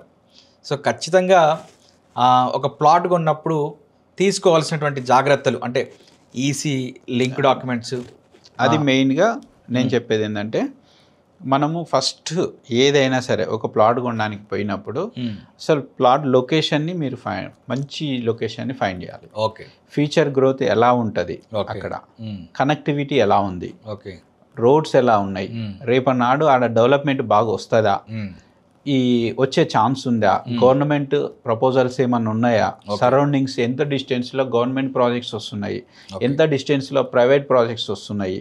Private projects nothing but pharma city కావచ్చు, లేకుంటే సాఫ్ట్వేర్ కంపెనీస్ కావచ్చు, ఎంఎస్ఎంఈలు కావచ్చు, ఇప్పుడు విజయవాడ హైవేలో ఎంఎస్ఎంఈస్ కావచ్చు, ఇట్లా ఎన్ని ఇలాంటి ఏమైనా వస్తున్నాయా, వీటన్నిటిని మనం ప్లాట్ తీసుకునే లొకేషన్లో ఖచ్చితంగా చూడాలి. ఓన్లీ లీగల్ డాక్యుమెంట్స్ అవి అందరు చెప్తున్నారు ఇప్పుడు. సో వాటిని ఎలా అనలైజ్ చేయాలనేది క్లియర్గా నేను బుక్లో మెన్షన్ చేసిన. దాని తర్వాత ప్రైస్కు సంబంధించి మనం కరెక్ట్ ప్రైస్ పెడుతున్నామా, కరెక్ట్ ప్రైస్ ఏనా, ఇది ఈ ల్యాండ్ ఏదైతే ప్లాట్ ఉందో అది కరెక్ట్ ప్రైస్ ఏనా, దాన్ని క్లియర్గా ఎంక్వైరీ చేసుకోవాలి. ఓకే, దాని తర్వాత అది క్లియర్గా అప్రూవల్ ఉందా, అది ఏ జ్యూరిడిక్షన్లో ఉంటే దాని అప్రూవల్, హెచ్ఎండి అయితే హెచ్ఎండిఏ, డిటిసిపి అయితే డిటిసిపి, వైటీడీ అయితే వైటీడీఏ, ఇలా ఏ అప్రూవల్ ఉంది, అప్రూవల్ ప్రాపర్గా ఉందా, ఆ అప్రూవల్ కాపీని మనం తీసుకోవాలి. అప్రూవల్ కాపీని తీసుకొని మనము కన్సర్న్ ఆఫీస్కి వెళ్ళి అది రియలేనా, సమ్ టైమ్స్ ఆన్లైన్లో మనం దొరకకపోవచ్చు. ఇప్పుడు హెచ్ఎండి అప్రూవల్ కాపీని ఆన్లైన్లో కొంతమందికి చెక్ చేయడం రాదు, కొంతమంది చెక్ చేసినా కనిపించదు. డైరెక్ట్ 3 to 5 టైంలో ఉంటుంది విజిటింగ్ టైం. సో హెచ్ఎండి ఆఫీస్కి వెళ్ళి అక్కడికి వెళ్ళి అది నిజమైన అప్రూవల్ ఏనా దీనికి సంబంధించి అని మనం దాన్ని కనుక్కోవాలి. దాని తర్వాత ఏదైతే లింక్ డాక్యుమెంట్స్ ఉంటాయో దానికి సంబంధించి ఇందాక ఒక్కొక్క లింక్ ఉంటుంది, దాదాపుగా మీరు 15 to 30 years లింక్ డాక్యుమెంట్స్ తీసుకోవాలి. ఆ company 30 years link documents 15 years enough. Bank loan ఇవ్వాలి అంటే 15 years వరకు చెక్ చేస్తారు మ్యాక్స్. సో మీరు ఇంకా బియాండ్ దట్ తీసుకున్నా నో ప్రాబ్లం. తీసుకొని ఒక లీగల్ అడ్వైజర్, ఒక ఎక్స్పీరియన్స్ మినిమం 10 years ఉన్న లీగల్ అడ్వైజర్ దగ్గరికి, నాన్ లోకల్ లీగల్ అడ్వైజర్ దగ్గరికి వెళ్ళాలి. అంటే ఆ ఏరియాకి సంబంధం లేని వాళ్ళు, అయితే ఆ ఏరియా అయితే ఇన్ఫ్లుయెన్స్ అవుతాడు. కరెక్ట్, ఇన్ఫ్లుయెన్స్ అవుతారు. నేను అదే రాసిన. సో అంటే చిన్న చిన్న పాయింట్స్ అండి మిస్ అవుతున్నారు. ఇప్పుడు ఒక కామన్ మ్యాన్కి ఇవన్నీ పనులు చేసుకోవడం కొంత కత్తి మీద సాము లాంటిది. అయితే ఏమైనా ఏజెన్సీలు ఉన్నాయా మొత్తం ఈ పనులను చేసి పెట్టేవి? నమ్మలేం, ఉన్నాయి, చెప్తా నేను, అది కూడా చెప్తా, అది కూడా ఎక్స్పీరియన్స్. అంటే ఇది మనం పబ్లిక్గా చెప్పొచ్చో లేదో నాకు తెలియదు, పేర్లు మెన్షన్ చేయకుండా చెప్పొచ్చు. ఓకే, ఒక ఏజెన్సీ ఉంది. వాళ్ళు ఏం చేస్తారంటే, ఇప్పుడు ఏదైతే నేను చేసినో ఈ ప్రాసెస్ మొత్తం వాళ్ళు చేసి ఆ ప్రాపర్టీని ఇది మీకు సూట్ కాదని చెప్తారు. నాకు ఫోన్ చేసి నేను మీ ప్రాపర్టీ సూట్ అవుతుందని నేను వాళ్ళకి చెప్తా అండి, మీరు నాకు ఎంత కమిషన్ ఇస్తారు? ఇది మన ఏజెన్సీ దగ్గరికి వస్తారు. ఇప్పుడు నాది వెంచర్స్ ఉన్నాయి కాబట్టి వాళ్ళు ఏం చేశారంటే నాకు ఫోన్ చేస్తారు. ఫోన్ చేసి నా దగ్గరికి ఇట్లా క్లయింట్స్ వస్తారు, క్లియరెన్స్ కోసం వస్తారు. నేను ఇది క్లియర్ చేసిన అంటే అది క్లియర్, నా క్లియర్ కాదు అనుకుంటే క్లియర్ కాదు. సో నేను మీది క్లియర్ అని చెప్తా అండి, వాళ్ళకి మిమ్మల్ని రికమెండ్ చేస్తా, మీరు ప్లాట్ మీ వెంచర్లో ప్లాట్ అమ్మేసేయండి వాళ్ళకి, నేను రికమెండ్ చేసిన పర్ రికమెండేషన్కి నాకు ఎంత ఇస్తారు. ఓకే, ఇలా కూడా మ్యాచ్ ఫిక్సింగ్ ఉన్నది. వాళ్ళ నమ్మనికి లేదు. మనము సెల్ఫ్గా మనం దాన్ని సర్వే చేసుకోవాలండి. సెల్ఫ్గా చేసుకుంటేనే అది వర్కౌట్ అవుతుంది. సో అట్లా మనం చెప్పలేం. ఇప్పుడు నాకు కూడా ఫోన్ చేసి, సార్ నేను పలానా వెంచర్లో తీసుకుందాం అనుకుంటున్నా, పలానా వెంచర్లో నాకు మ్యాక్సిమం హైదరాబాద్లో మ్యాక్సిమం వెంచర్ ఓనర్స్ పరిచయమే, పలానా వెంచర్లో తీసుకుందాం అనుకుంటున్నా అంటారు. ఆ వెంచర్లో తీసుకోవచ్చా లేదా అనేది నాకు ఫోన్ చేస్తారు. ఇప్పుడు నేను మ్యాక్స్ ఫిక్సింగ్ చేసుకోవచ్చు, ఆ వెంచర్లో మాట్లాడి ఇక మా కస్టమర్ వస్తాడు ఇచ్చేసేయండి అది ఇది అని. అలా కాదు, అది కరెక్ట్ వే కాదు. నేను ఒకటే చెప్తా, మీరు ఏదైతే ప్రాసెస్ ఉందో, మన వీడియోలు చాలా వీడియోలు ఉన్నాయి, నేను బుక్ రాయడానికి కారణం అదే. అన్ని వీడియోలు చూడాలంటే కష్టం, అన్ని కలిపి ఒక బుక్లో రాస్తే బెటర్. అవును, చదువుకుంటా. ఇంకా చాలా ఉంది చెప్పాల్సింది, అదంతా కలిపి బుక్లో ఇచ్చినాం. నేను ఒకటే, నేను ఏదైతే కొన్ని రూల్స్ చెప్తానో దాని ప్రకారం ఆ వెంచర్ ఉంటే తీసుకోండి. ఓకే. ఎందుకంటే నేను ఆ వెంచర్కి సంబంధించి లీగల్ డాక్యుమెంట్ చెక్ చేయలేదు, ఈసీ చెక్ చేయలేదు, లొకేషన్ కూడా నేను చెక్ చేయలేదు. సో నాకు ఏది తెలియదు కాబట్టి నేను దాన్ని తీసుకోకూడదు అంటే మేబీ మంచి ప్రాపర్టీ పోగొట్టుకుంటారేమో, ఒకవేళ తీసుకోవచ్చు అంటే చెడ్డ ప్రాపర్టీని రికమెండ్ చేసినట్టు అవుతుందేమో. అవును, అందుకని 2 సజెషన్స్ ఇవ్వను. ఏదైతే ఇవి చెప్తానో మెజర్మెంట్స్, పారామీటర్స్, ఈ పారామీటర్స్ ప్రకారము మీరు నచ్చితే తీసుకోండి. ఏంటి సార్ ఆ పారామీటర్స్? అదే చెప్పేది. ఇప్పుడు లొకేషన్ చూడాలి, దాని తర్వాత ప్రైస్ వెరిఫై చేయాలి, దాని తర్వాత హెచ్ఎండి అప్రూవల్ చెక్ చేసుకోవాలి, రేరా అప్రూవల్ చెక్ చేసుకోవాలి, దాని తర్వాత లింక్ డాక్యుమెంట్స్ని మొత్తాన్ని ఒక లీగల్ 10 years మినిమం ఎక్స్పీరియన్స్ ఉన్న అడ్వకేట్ దగ్గరికి వెళ్ళి మనము లీగల్ ఒపీనియన్ తీసుకోవాలి దానికి సంబంధించి. దాని తర్వాత ఇక్కడ చాలామంది ఒక చిన్న మిస్టేక్ వల్ల ఎన్నో ప్రాపర్టీస్ పోగొట్టుకున్నారండి. ఓకే. మిస్టేక్ ఏంటిది అంటే, ఇది ఒక కేస్ స్టడీ ద్వారా చెప్తాను మీకు క్లియర్గా. ఓకే. ఒక పర్సన్ ఏం చేసిండంటే, ఒక 30 ఎకరాలకి హెచ్ఎండి అప్రూవల్ తీసుకున్నాడు. అతను ఏం చేసిండంటే 70 ఎకరాలని మొత్తం లేఅవుట్ కింద డెవలప్ చేసిండు. 30 తీసుకొని 70 అంటే ఇంకా 40 అప్రూవల్ లేదు. అప్రూవల్ లేదు. ఈ ఏదైతే 40 ఉందో అది గవర్నమెంట్ ల్యాండ్. అయ్యో, అది ఎవరికి తెలియదు, అది మేనేజ్ చేసిండా ఏం చేసిండో తెలియదు. మంచి ప్రైమ్ లొకేషన్, అది ప్రైమ్ లొకేషన్, అందరికి అమ్మేసిండు. ఈ ఎల్పి నెంబర్ దీనికి సంబంధించే, అంటే ఇది ఎగ్జాక్ట్లీ వేయడానికి లేదు. సో కాబట్టి దాన్ని ఏదో చేసిండు, మొత్తానికైతే అది చేసిండు. సో నేను చెప్పేది ఏంటి అంటే, ఎగ్జాక్ట్లీ మీరు ఎంతైతే వెంచర్ వేశారో, ఎంతైతే హెచ్ఎండి అప్రూవల్ ఉందో, 30 ఎకరాలు ఉంటే 30 ఎకరాలే. సో ఆడ ఆ వెంచర్లో నిలబడి మీరు గూగుల్ మ్యాప్లో మీరు లొకేషన్ పంపిస్తారు కదా, అవునవును, మనం వేలకి, అట్లనే గూగుల్ మ్యాప్లో పిన్ చేసుకోండి, లాంగిట్యూడ్స్ వచ్చేటట్టు పిన్ చేసుకోండి. ఈ లాంగిట్యూడ్ లాటిట్యూడ్ని మనము హెచ్ఎండి ఆఫీస్ తీసుకెళ్ళి ఎగ్జాక్ట్లీ ఈ లొకేషన్లో ప్లాట్ ఉంది, ఇది ఒరిజినలేనా, ఇది మీరు ఇచ్చిన మీరు అప్రూవల్ ఒక ల్యాండ్కి ఇచ్చిండ్రు, సర్వే నెంబర్ 2030కి అప్రూవల్ ఇచ్చిండ్రు, కానీ ఆ అప్రూవల్ 2030 ఈ లొకేషన్లోనే ఉందా అదే క్రాస్ వెరిఫై చేసుకోవాలి. అది ఖచ్చితంగా చేసుకోవాలి. ఎందుకంటే అప్రూవల్ ఏమో 20 సర్వే నెంబర్ మీద ఉంది, కానీ ఫీల్డ్లో వచ్చేసి మీకు 30 సర్వే నెంబర్ మీద డెవలప్ చేసిండు. సార్ అసలు ఈ మోసాలు, చిన్న మోసం చేయాలంటే ఎంతో బాధ అనిపిస్తుంది. కోట్ల రూపాయల మోసాలు ఎట్లా చేస్తారు సార్? అలవాటు అవుతుంది వాళ్ళకి, offenders, repeat offenders, habitual offenders అన్నట్టే వాళ్ళు. ఓకే సార్, ఇప్పుడు రీసెంట్ పాస్ట్లో హైడ్రా వచ్చింది. హైడ్రా రావటం వల్ల ఎన్నో లేక్స్ని రిస్టోర్ చేస్తున్నాము, కాపాడుతున్నామని చెప్పేసి ఒక పక్కన గవర్నమెంట్ చెప్తుంది. కానీ ఈ ఇన్వెస్టర్స్ ఎవరైతే ఉన్నారో, అంటే ల్యాండ్స్, ప్లాట్స్ లేదా ఇల్లులు కొనుక్కునే వాళ్ళు, రియల్ ఎస్టేట్ మీద ఇన్వెస్ట్ చేసే వాళ్ళు ఎవరైతే ఉన్నారో, వీళ్ళంతా ప్యానిక్ అయిపోయి హైదరాబాద్ నుండి అమరావతికి షిఫ్ట్ అవుతున్నారని చెప్పేసి మనకు చెప్తున్నారు చాలామంది. ఎంతవరకు వస్తుంది సార్ ఇది? అమరావతి షిఫ్ట్ అవ్వడం అనేది రాంగ్ న్యూస్. ఓకే, అది కాదు. ఫస్ట్ ఇది కొంచెం క్లారిటీ ఇవ్వాలి, మనం మెచ్యూర్డ్గా ఆలోచించాలి. ఓకే, ఈ హైడ్రాకి సంబంధించి చాలామందికి దీనికి ల్యాక్ ఆఫ్ అవేర్నెస్ కూడా ఉంది. హైడ్రా వచ్చి ఇంకోటి ఏంటంటే, ఎమోషనల్గా కొన్ని టీవీ ఛానల్స్ కావచ్చు, యూట్యూబ్ ఛానల్స్ కావచ్చు, పబ్లిక్ని ఎమోషనల్గా కనెక్ట్ చేసిండ్రు, దాన్ని పొలిటికల్గా కూడా యూజ్ చేసుకున్నారు, రకరకాల స్ప్రెడ్ చేసిండ్రు. స్ప్రెడ్ చేసి కొంతవరకు రియల్ ఎస్టేట్ని బ్లేమ్ చేసిండ్రు, మిస్ఇన్ఫర్మేషన్ బాగా స్ప్రెడ్ 100%. అది హైడ్రాలో ఏదో అయిపోతుంది, హైదరాబాద్లో హైడ్రా వల్ల ఏదో అయిపోతుంది, ఏదో ప్రాబ్లమ్స్ క్రియేట్ అవుతున్నాయి అనేది కొంత రాంగ్ ఇన్ఫర్మేషన్ అనేది వెళ్ళింది. ఇది మనము చాలామందికి హైడ్రా మెయిన్గా ఫోకస్ చేసింది బఫర్ జోన్ FTL. ఓకే, దీని మీద చాలామంది క్లారిటీ కావాలి.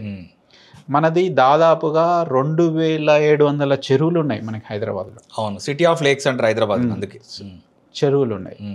ఈ చెరువులు అసలు యాక్చువల్గా చెరువులు ఎంత ఉంటాయి అనేది ఒకప్పుడు పెద్దగా ఉండే చెరువులు, ఈ రాను చెరువులు ఎండిపోయినాయి కొన్ని. ఎండిపోవడం వల్ల ఈ ఎండిపోయిన దగ్గరల్లా అందరు లోపలికి వచ్చి ఇల్లులు కట్టుకోవడం స్టార్ట్ చేసిండ్రు, చిన్న. మీరు నమ్మరు, ఇంజాపూర్ చెరువు ఉంది కదా గుర్రంగూడ దగ్గర, అక్కడ నేను ఒకసారి వెళ్ళినప్పుడు ఆ ప్లాట్ మా తెలిసిన అతను ఒక అతను అక్కడ కొనడానికి నన్ను తీసుకెళ్ళిండు. తీసుకెళ్తే అక్కడ లోకల్ మీడియేటర్ ఏం చెప్తున్నా తెలుసా, సార్ మీకు FTLలో కొంటారా నాన్ FTLలో కొంటారా అని అడుగుతుండు. ఎందుకు అంటే FTLలో కొంటే 6,000, ఈ నాన్ FTL అయితే 10-11,000 దాకా ఉంది సార్ అంటుండు. అంటే నాకు షాక్ అనిపించింది. FTLలో అసలు కొనొద్దు, FTLలో కన్స్ట్రక్షనే చేయొద్దు. FTL అంటే ఏంటంటే సార్ FTL అంటే తక్కువ రేట్ వచ్చేది, నాన్ FTL అంటే ఎక్కువ రేట్, గంతే తేడా, రెండు పక్కనే ఉన్నాయి. ఇక చూడుర్రి అతను చెప్పే డెఫినేషన్. హైడ్రా ఎప్పుడైతే వచ్చిందో అప్పటి నుంచి జనాలకి FTL అంటే ఏంది, FTL బఫర్ జోన్ అంటే ఏంది అనేది ఒక అవగాహన వచ్చింది. అవును. అంతకుముందు FTL అంటే చాలా మందికి తెలియదు. నేను 5 సంవత్సరాల క్రితమే ఒక వీడియో చేసి చెప్పిన ఈ FTL బఫర్ జోన్ గురించి. నేను షాక్ అయినా. వాస్తవానికి ఏంటి sir FTL buffer? Full tank level. ఏదైతే ఇప్పుడు చెరువు ఉందో ఈ చెరువును కట్టుకుంటా వచ్చిండ్రు. యాక్చువల్గా చెరువు లెంత్ ఎంత ఉంటుంది మొత్తం చుట్టూ, దీని మొత్తాన్ని FTL అంటారు. ఓకే. ఈ చెరువుకి కొంత లెక్క, ఇప్పుడు 10 హెక్టార్ల చెరువు ఉంది అనుకోండి, 10 హెక్టార్ల వరకు ఒక 30 మీటర్స్ వరకు కూడా బఫర్ జోన్ వచ్చేస్తుంది దానికి చుట్టూ. ఇప్పుడు ఈ చెరువు 10 హెక్టార్లు ఉంది, దీని చుట్టూ ఒక 30 మీటర్స్ బఫర్ జోన్. ఓకే. ఇది ఇప్పుడు డైరెక్ట్ HMDA వెబ్సైట్లోనే మొత్తం ఎన్ని చెరువులు ఉన్నాయి, ఏ మండల్ వైజు విలేజ్ వైజ్ కూడా క్లియర్గా లిస్ట్ ఇచ్చిండ్రు. మొత్తం ఏదైతే మీకు 2,700 చిల్లర లేక్స్ చెప్పానో ఆ లేక్స్కి సంబంధించి మ్యాప్తో సహా, లాంగిట్యూడ్ లాటిట్యూడ్తో సహా అక్కడ కాపీ చేసుకొని గూగుల్ మ్యాప్లో పేస్ట్ చేసుకుంటే అది ఎక్కడుంది అనేది క్లియర్గా తెలుస్తుంది. మీరు కొనే ల్యాండ్ FTL బఫర్ అనేది కూడా క్లియర్గా తెలిసిపోతుంది. వాళ్ళ HMDA వెబ్సైట్లోనే పెట్టారు క్లియర్గా. సో ఈ చెరువుల దగ్గర మీరు కొనొద్దు క్లియర్గా. ఇప్పుడు ఇంజాపూర్ లేక్ దగ్గర ఇప్పటికి కూడా నాకు తెలిసి వాళ్ళకి తెలిసిందో తెలియదు మీడియాలో కొంతమంది మీడియేటర్స్, అందరిని అనడానికి లేదు, FTL అతనికి కూడా తెలియదు FTL అంటే. FTL అందులో అమ్మేస్తున్నారు, చాలా మంది కొనుక్కున్నారు అక్కడ, నేను చూశాను కల్లారా. సో మనం ఎంతమందిని ఎడ్యుకేట్ చేయగలుగుతాం అక్కడ, ఎంతమందికి అని చెప్పగలుగుతాం. అందుకని ఒక వీడియో ద్వారా చెప్పేసిన చాలా మందికి. సో ఇప్పుడు హైడ్రా మెయిన్ ఇదేంది అంటే FTLని కాపాడాలి, అంటే చెరువులని కాపాడాలి అనే ఉద్దేశంతో. దాని తర్వాత బఫర్ అంటే ఇప్పుడు ఈ న్యూస్ ఛానల్స్ చేస్తున్నటువంటి కొంత మిస్ఇన్ఫర్మేషన్ అన్నాం కదా, మెయిన్ టాపిక్స్ని సబ్వర్ట్ చేయడానికో లేకుంటే డైవర్ట్ చేయడానికో ఈ కూలగొట్టుడు అది ఇది అంటున్నారు. అదే FTLలో కన్స్ట్రక్షన్ చేసిండ్రు, FTLని ఇది చెరువు పోయి ఇందులో మీరు కట్టుకోవడానికి లేదు, చలో తీసేయండి అని చెప్పి నోటీస్ ఇస్తున్నారు, కూలగొట్టేస్తున్నారు. అందులో ఉన్నాయన్నీ కూలగొట్టేసి క్లియర్ చేసుకుంటున్నారు. అదే నేను చెప్పిన కదా, FTLలోనే డైరెక్ట్ అమ్మిండ్రు వాళ్ళు. అవునవును, డైరెక్ట్ అమ్మిండ్రు, కట్టుకున్నారు, కూలగొట్టేసిండ్రు. చాలా చెరువులు కబ్జా జరిగినాయి తెలుసు కదా, హైదరాబాద్లో చూస్తున్నాం. చెరువులు కబ్జా జరిగినాయి, దాంట్లో కన్స్ట్రక్షన్ చేసిండ్రు, పెద్ద కాలేజీలు కూడా కన్స్ట్రక్షన్ అయినాయి, కాలేజీలు కన్స్ట్రక్షన్ అయినాయి, కన్వెన్షన్ హాల్స్ కన్స్ట్రక్షన్ అయినాయి, అన్నీ అయినాయి, కూలగొట్టిండ్రు. ఇప్పుడు పెద్ద ఫిల్మ్ యాక్టర్దే ఆడ కూలగొట్టిండ్రు, టాప్ యాక్టర్దే. ఇక మన వీళ్ళు నథింగ్ కదా, మనకు పబ్లిక్ గ్లేర్లో ఉన్నది ఫిలిం యాక్టర్లది, ఎమ్మెల్యేలది, వాళ్ళది, వీళ్ళు అందరూ చాలా మంది కూలగొట్టారు. ఇప్పుడు ఇంకొక నెక్స్ట్ లెవెల్ ఏంటి అంటే హైడ్రా చేస్తున్నది, ఇప్పుడు ఇందాక మీకు ఒక లేఅవుట్ గురించి చెప్పిన 40% ఓపెన్ స్పేస్ రోడ్లకు వదిలేయాలి, 60% ప్లాట్లకు వెళ్ళా. ఏది ఒక HMDA లేఅవుట్లో కానీ ఒక అప్రూవల్ లేఅవుట్లో. అయితే చాలామంది డెవలపర్స్ ఏం చేస్తున్నారంటే ఈ 40%లో 10% ఓపెన్ స్పేస్ ఉంటుంది. అవుట్ ఆఫ్ 40 10% ఓపెన్ స్పేస్ ఉంటుంది. ఈ 10%ని వాళ్ళు ఏం చేస్తున్నారు అంటే ప్లాట్లు చేసి అమ్మేస్తున్నారు. అట్లా అమ్మినవి వాటిని కూడా గుర్తించి హైదరాబాద్లో తీసేస్తున్నారు. అది అమ్మకూడదు, అది ఓపెన్ స్పేస్ అంటే ఓపెన్ స్పేస్ లాగానే ఉండాలి, పార్క్ అంటే పార్క్ లాగానే ఉండాలి, రోడ్ అంటే రోడ్ లాగానే ఉండాలి. అట్లా ఇవన్నీ చేస్తున్నారు అన్నట్టు. అది స్టార్టింగ్లో హైలైట్ అయింది హైడ్రా అనేది, దాని తర్వాత వాళ్ళ లెవెల్లో వాళ్ళు చేసుకుంటూ వెళ్ళిపోతూనే ఉన్నారు. ఇప్పుడు కూడా వాళ్ళు చేసేది వాళ్ళు చేస్తూనే ఉన్నారు. ఓవరాల్గా ఏంది, లేక్స్ని కాపాడాలి, అనాథరైజ్డ్ కన్స్ట్రక్షన్స్ని డిమాలిష్ చేయాలి. మెయిన్ టార్గెట్ దీన్ని పెట్టేసి వాళ్ళు ఇంకా పోలీస్ స్టేషన్ కూడా రెడీ చేసిండ్రు. అవునవును, Hydraa police station Hydraa police station ready చేసిన. హైడ్రా పోలీస్ స్టేషన్లో కూడా మనం ఒక బుక్ ఇచ్చొచ్చినాం. ఓకే, ఈ బుక్ మన ఏదైతే start and grow real estate master ఉందో ఆ బుక్ కూడా ఇచ్చొచ్చు, పంపించాను. బుక్ ఇచ్చొచ్చారు. మరి వాళ్ళు చదివలేదో I don't know exactly. Okay okay. ఒకసారి ఇప్పుడు ఒక కొత్తగా రియల్ ఎస్టేట్లోకి ఎంటర్ అయిన వ్యక్తి ఒక వెంచర్ వేయాలంటే ఆయనకు ఉండాల్సిన క్వాలిటీస్ ఏంటి, ఆయనకు ఉండాల్సిన రిసోర్సెస్ ఏంటి? ఇది గుడ్ క్వశ్చన్ యాక్చువల్లీ. చాలా మంది డబ్బులు ఉన్నాయి, రియల్ ఎస్టేట్లోకి ఎంటర్ కాలేకపోతున్నారు. చాలా మందికి నాలెడ్జ్ ఉంది, బట్ డబ్బులు లేవు, రియల్ ఎస్టేట్లోకి ఎంటర్ కాలేకపోతున్నారు, అంటే వెంచర్ అయ్యలేకపోతున్నారు. సో ఇక్కడ ఏంటిదంటే మెయిన్గా మనం మీ దగ్గర డబ్బులు లేకపోయినా కానీ రియల్ ఎస్టేట్ వెంచర్ వేయచ్చు. అచ్చా, వేయచ్చు. డబ్బులు కొంత అమౌంట్ పెట్టుకొని కూడా రియల్ ఎస్టేట్ వెంచర్ వేయచ్చు. ఓకే, మొత్తం ఇప్పుడు ఒక 50 కోట్ల వెంచర్ని 50 కోట్లు చేతిలో పెట్టుకోవాల్సిన పని లేదు. మీ దగ్గర 10 కోట్ల నుండి స్టార్ట్ చేయొచ్చు. వెంచర్ స్టార్ట్ చేయొచ్చు, 50 కోట్ల వెంచర్ని ఫినిష్ చేయొచ్చు. ఫస్ట్ ల్యాండ్ సెలెక్షన్ అనేది చాలా ఇంపార్టెంట్. ల్యాండ్ ఇందాక నేను చెప్పాను కదా, ల్యాండ్ అనాలిసిస్ చేసుకోవాలి, ప్రైస్ అనాలిసిస్ చేసుకోవాలి. మన బుక్లో మొత్తం క్లియర్గా ఉంది ఏది ఎట్లా చేసుకోవాలి అనేది. మొత్తం అంతా చేసుకొని మనము ఏ బడ్జెట్లో తీసుకోవాలనుకున్నాము, ఏ సెగ్మెంట్ ఆఫ్ కస్టమర్స్ని టార్గెట్ చేద్దాం అనుకున్నాము. అంటే ఇప్పుడు ఈ వెంచర్ నేను వేస్తే ఒక లోవర్ సెగ్మెంట్ పీపుల్కి అమ్మొచ్చు నేను. ఓకే, లేదు ఈ వెంచర్ నేను టాప్ లెవెల్ వాళ్ళకి అమ్మొచ్చు. ఓకే, సో ఈ వెంచర్ అయితే నాకు గవర్నమెంట్ అఫీషియల్స్ మొత్తం వచ్చి కొంటారు. ఇలా మనం దాన్ని సిగ్రిగేట్ చేసుకోవాలి ఖచ్చితంగా. లేదు కొంతమంది రిటైర్డ్ హోమ్స్ అని కడతారు, సో అలాంటి వాళ్ళకి సూట్ అవుతుందా ఈ వెంచర్. ఓకే, సో అలా మనం దాన్ని అనలైజ్ చేసుకోవాలి. ఆ కేటగిరీ ఆఫ్ పీపుల్ ని మనం టార్గెట్ చేస్తూ మన సేల్స్ ని మనము ఫోకస్ చేస్తాం. అట్లా ఈ వెంచర్ని ఎలాంటి వాళ్ళని టార్గెట్ చేస్తూ ఈ వెంచర్ స్టార్ట్ చేయాలి, అలాంటి లొకేషన్ని మనం ఫైండ్ చేసుకోవాలి ఫస్ట్. ఓకే, సో ఫస్ట్ ఆ లొకేషన్ ఫైండ్ చేసుకొని దాని తర్వాత అసలు వెంచర్ ఎట్లుంటుంది అంటే, ఇప్పుడు ల్యాండ్ ఓనర్ అది 50 కోట్లు అనుకోండి. ఫస్ట్ ల్యాండ్ ఓనర్కి మనము అగ్రిమెంట్ చేసుకుంటాం. ఒక 10 కోట్లు 5 కోట్లు ఇచ్చేసి 25% ఇస్తారు జనరల్లీ. సో కొంతమంది ఏంటంటే తక్కువ కూడా ఇస్తారు. ఇచ్చేసి దాంట్లో ఒక 20% వాళ్ళు హోల్డ్ చేసుకొని మిగిలింది ఇతని పేరు మీద రిజిస్ట్రేషన్ చేస్తారు. ఏదైతే ఇతను ఇన్వెస్ట్ చేసిన పార్ట్ ఉంటుంది చూసినా చేస్తారు.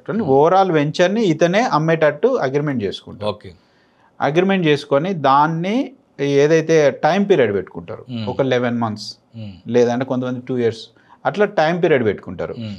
ఈ 6 monthsకి సెకండ్ పేమెంట్ ఇస్తా, ఇప్పుడు 25% కట్టిండు, మళ్ళీ ఒక 6 monthsకి ఇంకో 25%, ఇంకొక మిగిలింది ఇంకొక 6 months టైం తీసుకొని మిగిలిన రెస్ట్ ఆఫ్ ద అమౌంట్ మొత్తం నేను ఇచ్చేస్తా అనేది ఆ అగ్రిమెంట్లో మొత్తం రాసుకొని వెంచర్ స్టార్ట్ చేస్తారు అన్నట్టు. సో ఇప్పుడు ఇస్తాం, కానీ అప్రూవల్స్ అతని పేరు మీద దేవాలా ఇతని పేరు మీద దేవాలా అనేది మ్యూచువల్ మీద ఉంటుంది. సో అతని పేరు మీద ల్యాండ్ ఉంటే అతని పేరు మీద తీసుకొస్తారు, ఇతను అగ్రిమెంట్ చేయించుకుంటారు. ఏదైతే తెచ్చిన ప్లాట్స్ ఉంటాయో అవన్నిటిని ప్లాట్స్ వైజ్ ఇతని పేరు మీద రిజిస్ట్రేషన్ చేసుకొని కస్టమర్స్కి రిజిస్ట్రేషన్ చేస్తుంటారు. సో డే 1 నుంచి ఏదైతే అగ్రిమెంట్ చేసిన కాడ నుంచి ఇతను ఏం చేస్తాడంటే సేల్స్ మొదలు పెడతాడు. ఓకే, వచ్చిన అమౌంట్ ఏదైతే ఉందో వచ్చినట్టు కొంత ఎక్స్పెండిచర్కి తీసేసి మిగిలింది ల్యాండ్ ఓనర్కి పే చేస్తూ ఉంటాడు. ఓకే, సో ఏదైతే 1 year పీరియడ్ ఉందో ఈ 1 year పీరియడ్లో మొత్తం వెంచర్ని అమ్మేస్తారు. ఓకే, మొత్తం వెంచర్ని అమ్మేసి మొత్తం 50 crores వెంచర్ని కూడా అమ్మేసేయచ్చు. ఓకే, అట్లా అమ్మి దాని ప్రాఫిట్ ఇతను తీసుకొని చేసుకోవచ్చు. అయితే వెంచర్ మొత్తం 50 crores అయితే ఇతను పెట్టేది 10 crores. సో 50 crores బిజినెస్ చేస్తాడు అన్నట్టు. సో మనం ఎక్కడ లోన్ తీసుకునేది లేదు, ఎక్కడ అప్పు తీసుకునేది లేదు, ఏం చేసేది లేదు. ఓకే సార్, ఇప్పుడు ఈ జ్యూరిస్డిక్షన్ అంటున్నాం కదా మనం, ఒక ప్లాట్ కొంటాం అంటే ఇప్పుడు సాధారణంగా ఒక వ్యక్తికి ఏమనుకుంటాడంటే ఎక్కడైనా కూడా ప్లాటే అనుకుంటాడు. హైదరాబాద్లో కొనుక్కుంటే ప్లాటే అనుకుంటాడు, హైదరాబాద్ల ఔటర్ రింగ్ రోడ్ అవతల షాద్ నగర్ లేకపోతే ఇంకేదో ప్లేస్కి వెళ్ళినా అక్కడ కూడా ప్లాటే అనుకుంటాడు. అవును. అసలు ఈ హెచ్ఎండి అంటే ఏంటి, డిటిసిపి అంటే ఏంటి, జీపీ గ్రామ పంచాయతీ లేఅవుట్ అంటే ఏంటిది, వైటీడీఏ అంటే ఏంటి, లేదా ఈ రెరా అంటే ఏంటి, అసలు రెరా అన్నిటికీ అప్లికబుల్ అవుతుందా, అసలు ఏంటి సార్ అసలు ఒక్కొక్కటి కొంచెం క్లియర్గా చెప్తారా? హెచ్ఎండి అంటే Hyderabad metropolitan development authority. Okay, దాని లిమిట్ ఇప్పుడు అది చేంజ్ అయింది. ఇంతకు ముందు అది అంటే లిమిట్స్ వచ్చేసి ఇంతకుముందు 7,257 కిలోమీటర్లు ఉండేది మొత్తం ఓకే టోటల్గా స్క్వేర్ కిలోమీటర్ స్క్వేర్ కిలోమీటర్ ఇప్పుడు అది దాదాపుగా 10,000కి చేంజ్ చేసిండు. ఇది ఇక్కడ మీకు ఒక క్లారిటీ, మొన్న మార్చిలో ఒక జియో రిలీజ్ అయింది, 68 జియో. ఓకే, జియో నెంబర్ 68 మన బుక్లో కూడా రాసిన. జియో నెంబర్ 68 ప్రకారము ఇప్పుడు కొత్తగా హెచ్ఎండి అనేది ఫామ్ అయింది. ఓకే, హెచ్ఎండి ఫామ్ అయింది. ఈ ఏదైతే outer ring road, inside outer ring road ఉందో ఇది వచ్చేసి మొత్తం జిహెచ్ఎంసీ కిందికి మార్చిండ్రు. ఓకే, దాని తర్వాత out side outer ring road to RRR, okay, regional ring road, ఈ మధ్యలో ప్రాంతాన్ని హెచ్ఎండిఏ కిందికి మార్చిండ్రు. ఓకే, మార్చి జియో 68 రిలీజ్ చేసిండ్రు. ఓకే, రిలీజ్ దాని తర్వాత అంటే ఇది వచ్చేసి urban area, inside outer ring road ఉన్నది అంతా అర్బన్ ఏరియా. ఆ తర్వాత బిట్వీన్ ORR అండ్ RRR అది వచ్చేసి సెమీ అర్బన్, అంటే పెరి అర్బన్ అని అంటారు, సెమీ అర్బన్ అర్బన్ ఏరియా. దాని అవుట్ సైడ్ RRR వచ్చేసి మీకు రూరల్ ఏరియా కింద డిక్లేర్ చేశాను. ఓకే, సో ఇది ఏదైతే 10,000 స్క్వేర్ కిలోమీటర్లు ఏది మన అంటే కొత్త జీవో ప్రకారం హెచ్ఎండిఏ వచ్చేసి 10,000 స్క్వేర్ కిలోమీటర్లు ప్లస్ ఉంది, 10,400 సమ్ ప్లస్ ఉంది. అది ఉంది. ఇంతకు ముందు అయితే ఒక 7 డిస్టిక్లు ఉండేవి దీంట్లో. ఇప్పుడు దాదాపుగా 11 డిస్టిక్లు పోయినాయి. 11 డిస్టిక్లు మనకి చుట్టూ రంగారెడ్డి, మేడ్చల్, సంగారెడ్డి ఇవన్నీ కలుపుకొని 11 డిస్టిక్లు కలిపి హెచ్ఎండిఏ ఫామ్ అయింది అన్నట్టు. అంటే చాలా పెద్దది, చాలా పెద్దగా అయింది. దాని తర్వాత మనకి చాలా పాపులేషన్ కూడా బాగా పెరిగింది. మీరు బాగా గమనిస్తే హైదరాబాద్ పాపులేషన్ బాగా పెరిగింది. మొన్న మన సీఎం రేవంత్ రెడ్డి గారు అసెంబ్లీలో కూడా కొన్ని చెప్పిండ్రు. మీరు బాగా గమనిస్తే పాపులేషన్ పెరగడం వల్ల ఒకటే అపార్ట్మెంట్లో మనకి 5 లక్షల ఎస్ఎఫ్టీకి అప్రూవల్ ఇవ్వడం వల్ల 5 లక్షల మంది ఉండి 5 లక్షల అపార్ట్మెంట్ ఎస్ఎఫ్టీలో అన్ని ఎక్కువ ఫ్యామిలీస్ ఉండి అందరికి తలా ఒక కారు ఉండే అన్ని 10 కాగానే అన్ని రోడ్ల మీదకి వస్తే పొల్యూషన్ కావచ్చు, ట్రాఫిక్ ఇబ్బందులు కావచ్చు. సో దీనికి అంతటికి ఈ ఎక్స్పాన్షన్ అనేది పెద్ద అడ్వాంటేజ్ అని చెప్పుకోవచ్చు. అయితే లాస్ట్ గవర్నమెంట్లో ఒక ఇంటిగ్రేటెడ్ టౌన్షిప్స్ అని ఒకటి వచ్చింది. ఇంటిగ్రేటెడ్ టౌన్షిప్స్ కింద ఇంప్లిమెంట్ అయితే డెఫినెట్గా ఏదైతే మన ముఖ్యమంత్రి గారు చెప్పారో అది బాగా సూట్ అవుతుంది. ఇంటిగ్రేటెడ్ టౌన్షిప్స్ అంటే ఔటర్ రింగ్ రోడ్డు చుట్టూ టౌన్షిప్స్ని ఒక 16 నుంచి ప్లస్ టౌన్షిప్స్ని నిర్మిద్దామని.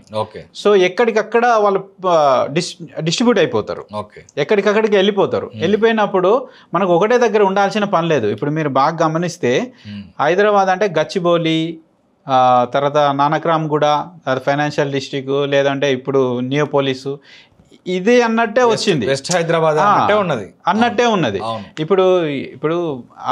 ఇప్పుడు మీరు ఎగ్జిట్ నెంబర్ 19 కావచ్చు, ఎగ్జిట్ నెంబర్ 1 కావచ్చు, ఎగ్జిట్ నెంబర్ 2 కావచ్చు, అక్కడ ఉన్న రేట్లు ఎగ్జిట్ నెంబర్ 11 కావచ్చు, ఎగ్జిట్ నెంబర్ 12 కావచ్చు, ఇక్కడ లేవు.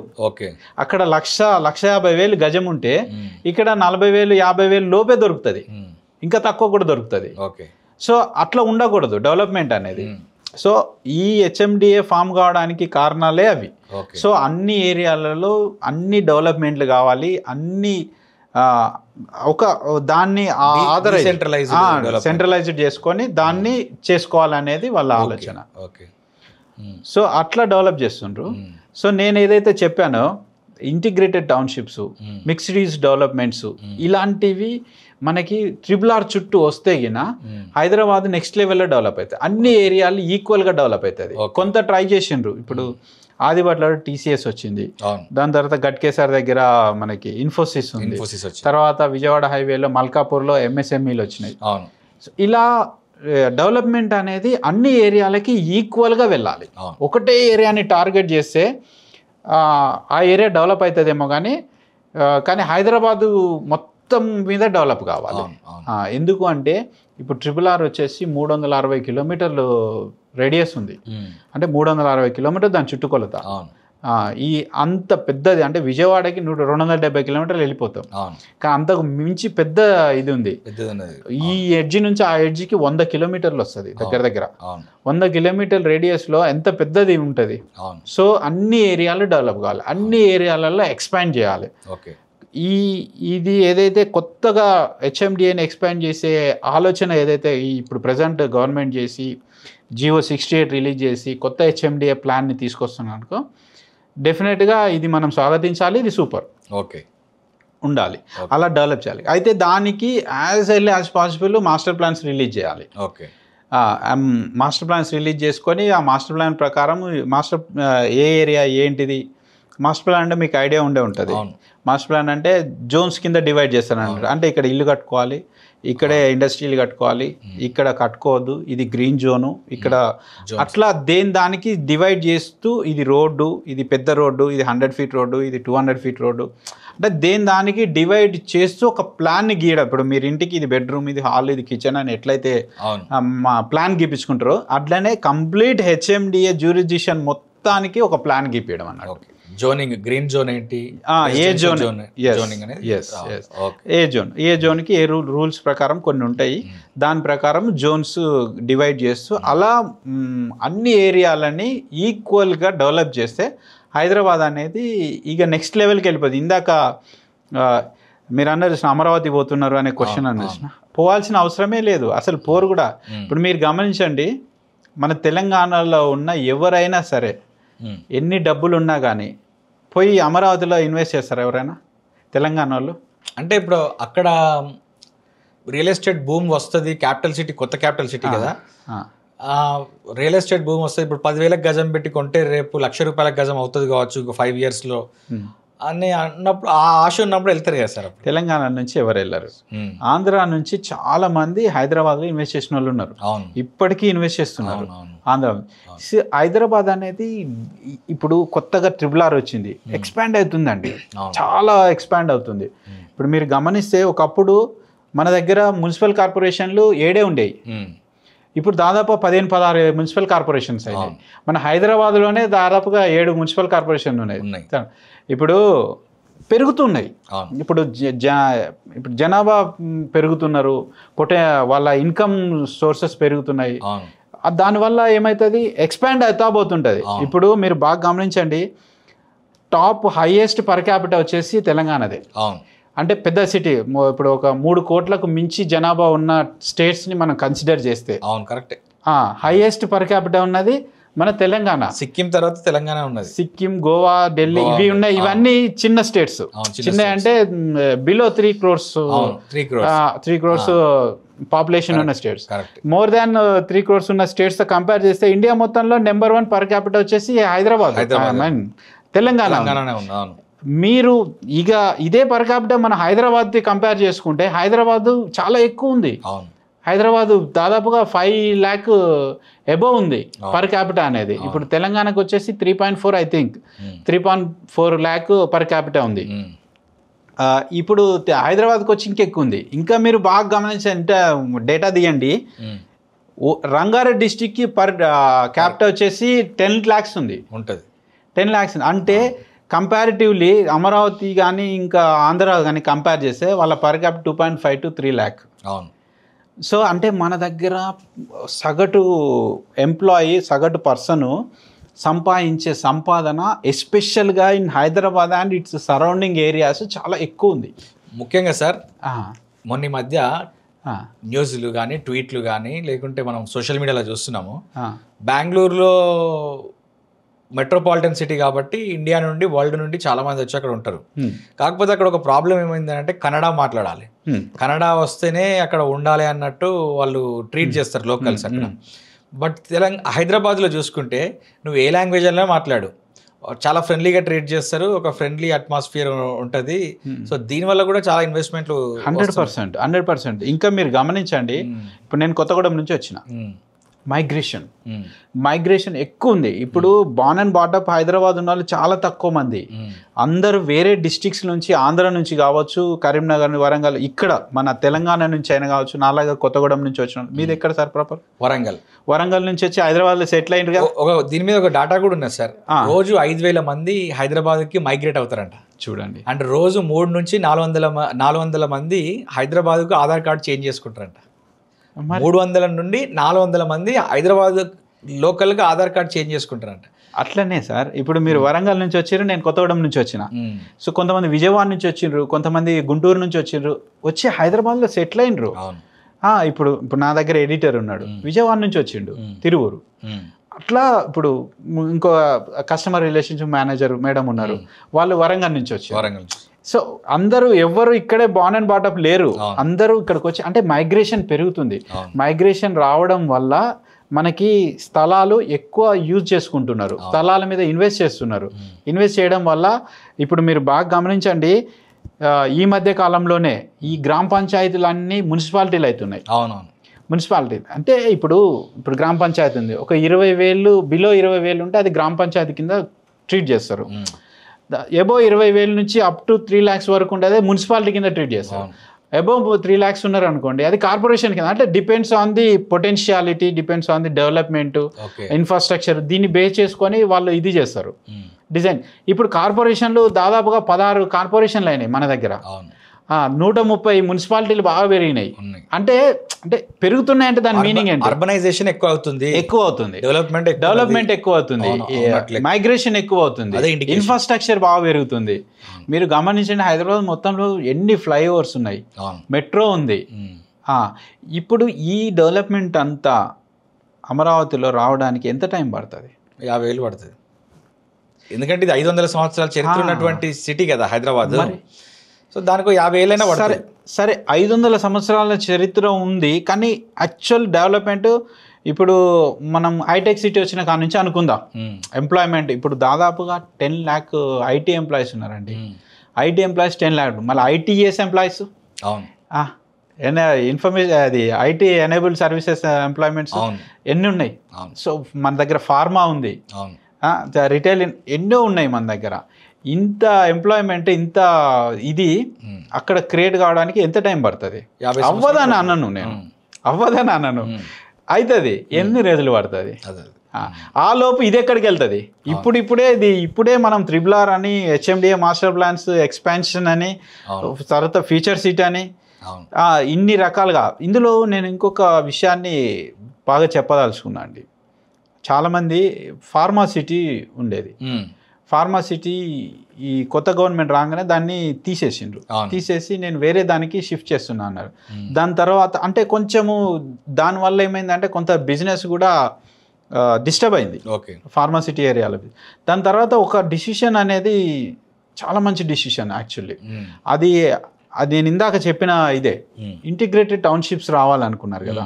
సో ఇదే 20,000 ఎకరాలు, దాదాపు 19,333 ఎకరాల ఫార్మా సిటీ, దాన్ని 100 ఎకరాలు సమ్ చేంజ్ 500 ఎకరాలు సమ్ చేంజ్ చేసి వేరియస్ ప్లేస్లలో పెట్టాలి, డీసెంట్రలైజ్ చేస్తున్నారు. ఒకే దగ్గర కాకుండా అన్ని ఏరియాలలో. ఇప్పుడు నేను అన్ని ఏరియాలలో ఏదైతే ఇంటిగ్రేటెడ్ టౌన్షిప్స్ వస్తే ఆ ఏరియాలు డెవలప్ అవుతాయి. ఇప్పుడు ఒకటే దగ్గర ఎంప్లాయ్మెంట్ కాకుండా, ఇప్పుడు గచ్చిబౌలి అంటేనే ఎంప్లాయ్మెంట్, అక్కడే ఎంప్లాయ్మెంట్ ఉంటుంది కాబట్టి ఆ ఏరియానే ఐటీ ఎంప్లాయీస్ ఉంటారు కాబట్టి ఆ ఏరియానే డెవలప్మెంట్ ఎక్కువ చూపిస్తున్నారు. సో అదే కాకుండా అన్ని ఏరియాలో ఇన్ఫ్రాస్ట్రక్చర్ డెవలప్ పెట్టి ఆ కంపెనీలు అన్నీ తీసుకొచ్చి ఇక్కడ పెట్టి ఇలా డెవలప్ చేయడం వల్ల ఏమవుతుంది అంటే, హైదరాబాద్ మొత్తం చాలా పెద్దది కదా హైదరాబాదు, ఇటు నుంచి అటు 100 కిలోమీటర్లు, అన్ని ఏరియాలు డెవలప్ అవుతుంది, అన్ని ఏరియాలలో ఇన్ఫ్రాస్ట్రక్చర్ వస్తుంది, అందరూ కూడా ఇన్వెస్ట్ చేయగలుగుతారు, అట్లా డెవలప్మెంట్ అవుతుంది. ఇప్పుడు ఏదైతే ఫార్మాసిటీని ఒక్కొక్క సెక్షన్ని ఒక్కొక్క ఏరియాలలో ఇట్లా నేను చేస్తా, సో అప్పుడు సో దట్ అన్ని ఏరియాలు డెవలప్ అవుతుంది. ఈవెన్ ఆ ఫార్మాసిటీని కొన్ని డిస్ట్రిక్ట్స్లో కూడా ఎక్స్పాండ్ చేసుకొని దాన్ని డెవలప్ చేస్తామని చెప్పేసి కొంత స్టేట్మెంట్ వచ్చింది. అది చాలా మంచి స్టేట్మెంట్, దాన్ని మనం వెల్కమ్ చేయాలి. అంటే మన ముఖ్యమంత్రి రేవంత్ రెడ్డి గారు ఇంతకుముందు రియల్ ఎస్టేట్ బ్యారన్గా ఉన్నాడు కాబట్టి ఆయనకి ఐడియా ఉండుంటుంది. ఎస్, డెవలప్మెంట్ అనేది చాలా ఇంపార్టెంట్. అది కూడా ఒకే ఏరియాలో కాదు, మల్టిపుల్ ఏరియాస్లో. ఇప్పుడు ఒక్క ఏరియానే ఫోకస్, ఈవెన్ ఇప్పుడు ఫ్యూచర్ సిటీ అని చెప్పేసి అక్కడే 25,000. ఇప్పుడు చిన్న పాయింట్ కూడా చెప్తా, అమరావతి 30,000 ఎకరాలు ల్యాండ్ చేసి కూలింగ్ చేసిండు. ఇప్పుడు ఫ్యూచర్ సిటీ 25,000 ఎకరాలు అంటారు. అంటే ఫ్యూచర్ సిటీ తోటి కంపేర్ చేసుకోవాలి దాన్ని. సో ఫ్యూచర్ సిటీ ఒకటే దగ్గర కూడా ఉండకూడదు, అది కూడా డెవలప్మెంట్ ఒకటే దగ్గర ఉంటే ఏమవుతుందంటే అదే ఏరియా మీద ఫోకస్ అవుతుంటుంది. అట్లా కాదు, అన్ని ఏరియాలలో ఉండాలి అనేది నా పాయింట్. ఇప్పుడు మనం హైదరాబాద్ని చూసుకుంటే ప్రీవియస్గా 1940s బిఫోర్ చూసుకుంటే ప్రీవియస్గా మనకు హైదరాబాద్ అనేది సిటీ, దాంతోపాటు ప్యారలల్గా సికింద్రాబాద్ అనేది ఒక సిటీ, హైదరాబాద్ ఒకటి సికింద్రాబాద్ కాబట్టి ట్విన్ సిటీస్ అయింది. తర్వాత 1990s ఎల్పిజి రిఫార్మ్స్ తర్వాత చంద్రబాబు నాయుడు గారు విపరీతంగా ఐటీ మీద ఫోకస్ చేసిన తర్వాత మనకు సైబరాబాద్ అని చెప్పేసి ఇంకొక సిటీ డెవలప్ అయింది. ఇప్పుడు 4th సిటీ అని డెవలప్ అవుతుంది. ఇంకెన్ని సిటీలు వస్తాయి హైదరాబాద్లో? రావాలి సార్. సిటీలు అని కాకుండా ఇప్పుడు ఇలా కాకుండా ఇప్పుడు ఏదైతే రీజనల్ రింగ్ రోడ్ ఉందో ఈ రీజనల్ రింగ్ రోడ్ చుట్టూ మనకి ప్రాజెక్ట్స్ రావాలి. రీజనల్ రింగ్ రోడ్ చుట్టూ projects in the sense any project employment generate చేయగలిగే ప్రాజెక్ట్స్ రావాలి. అప్పుడు అక్కడ లివింగ్ ఏరియా అవుతుంది. తొందరగా అక్కడికి వెళ్ళి నివసించడానికి పడతారు, ఉండగలుగుతారు. అక్కడ ఇంటిగ్రేటెడ్ టౌన్షిప్స్ రావాలి, మిక్స్డ్ యూజ్ డెవలప్మెంట్స్ రావాలి. అంటే అక్కడే ఎంప్లాయ్మెంటు, అక్కడే ఉండడం, అక్కడే ఎంజాయ్మెంటు, అక్కడే షాపింగ్, అక్కడే సినిమా థియేటర్స్, ఎవ్రీథింగ్ అక్కడే ఉండాలి. Mixed use development like mind space ఉంది మనకి, అది మిక్స్డ్ యూజ్ డెవలప్మెంట్స్. అంటే ఎవ్రీథింగ్ అక్కడే దొరుకుతుంది. అట్లాంటి డెవలప్మెంట్స్ మనకి రీజనల్ రింగ్ రోడ్డు చుట్టూ రావాలి. అలా వచ్చేటట్టు గవర్నమెంట్ వాళ్ళు మనకు దానికి ఇనిషియేట్ తీసుకోవాలి, ఇన్ఫ్రాస్ట్రక్చర్ డెవలప్ చేయాలి, ఇనిషియేట్ తీసుకోవాలి ఫస్ట్. అంటే ఇప్పుడు రీజనల్ రింగ్ రోడ్ చుట్టూ రీజనల్ రైల్ రోడ్ కూడా వస్తుందని అంటున్నారు. ఇవన్నీ సాధ్యపడేటి సార్? ఛాన్స్ ఉందా? రైల్వే అనేది ఐ డోంట్ నో ఎగ్జాక్ట్లీ దాని గురించి, బట్ రీజనల్ రింగ్ రోడ్ చుట్టూగిన ఈ విధమైన డెవలప్మెంట్ ఓఆర్ఆర్కి బిట్వీన్ ఓఆర్ఆర్ అండ్ RRRకి మధ్యలో ఈ డెవలప్మెంట్ ఏదైతే వస్తే ఇక హైదరాబాద్కి తిరుగులేదండి. ఇప్పుడే టాప్లో ఉంది. అవును, ఇప్పుడు మెయిన్గా మనకు కావాల్సింది జీడిపి కంటే పర్ క్యాపిటల్ ఎక్కువ. Per capital important. Per capital అనేది తెలంగాణకి టాప్లో ఉంది. ఎస్పెషల్గా హైదరాబాద్ రంగారెడ్డి డిస్టిక్లో ఇంకా నెక్స్ట్ లెవెల్లో ఉంది. అంత పర్ క్యాపిటల్ ఉన్న వాళ్ళు అంతా ఇక్కడే ఇన్వెస్ట్ చేస్తారు, ఇక్కడే డెవలప్ చేసుకుంటారు. చూడండి, చాలామందికి ఒక డ్రీమ్ హైదరాబాద్. ఈవెన్ ఆంధ్ర నుంచి కూడా ఎంతోమంది నా కస్టమర్స్ ఆంధ్ర నుంచి మంచి డాక్టర్స్, లాయర్స్, ఇంజనీర్స్ వాళ్ళంతా హైదరాబాద్లో ఇన్వెస్ట్ చేస్తున్నారు కూడా. ఈ ఎన్ఆర్ఎస్ అయితే చెప్పేదే లేదు, వాళ్ళ ఇన్వెస్ట్మెంట్ కంప్లీట్ హైదరాబాద్లోనే పెడతారు. మన ఇక్కడ నుంచి పోయిన వాళ్ళు కానీ ఆంధ్ర తెలుగు పీపుల్, నేను చెప్పేది బోత్ డెవలప్మెంట్ కావాలి, అది ఇది కావాలి.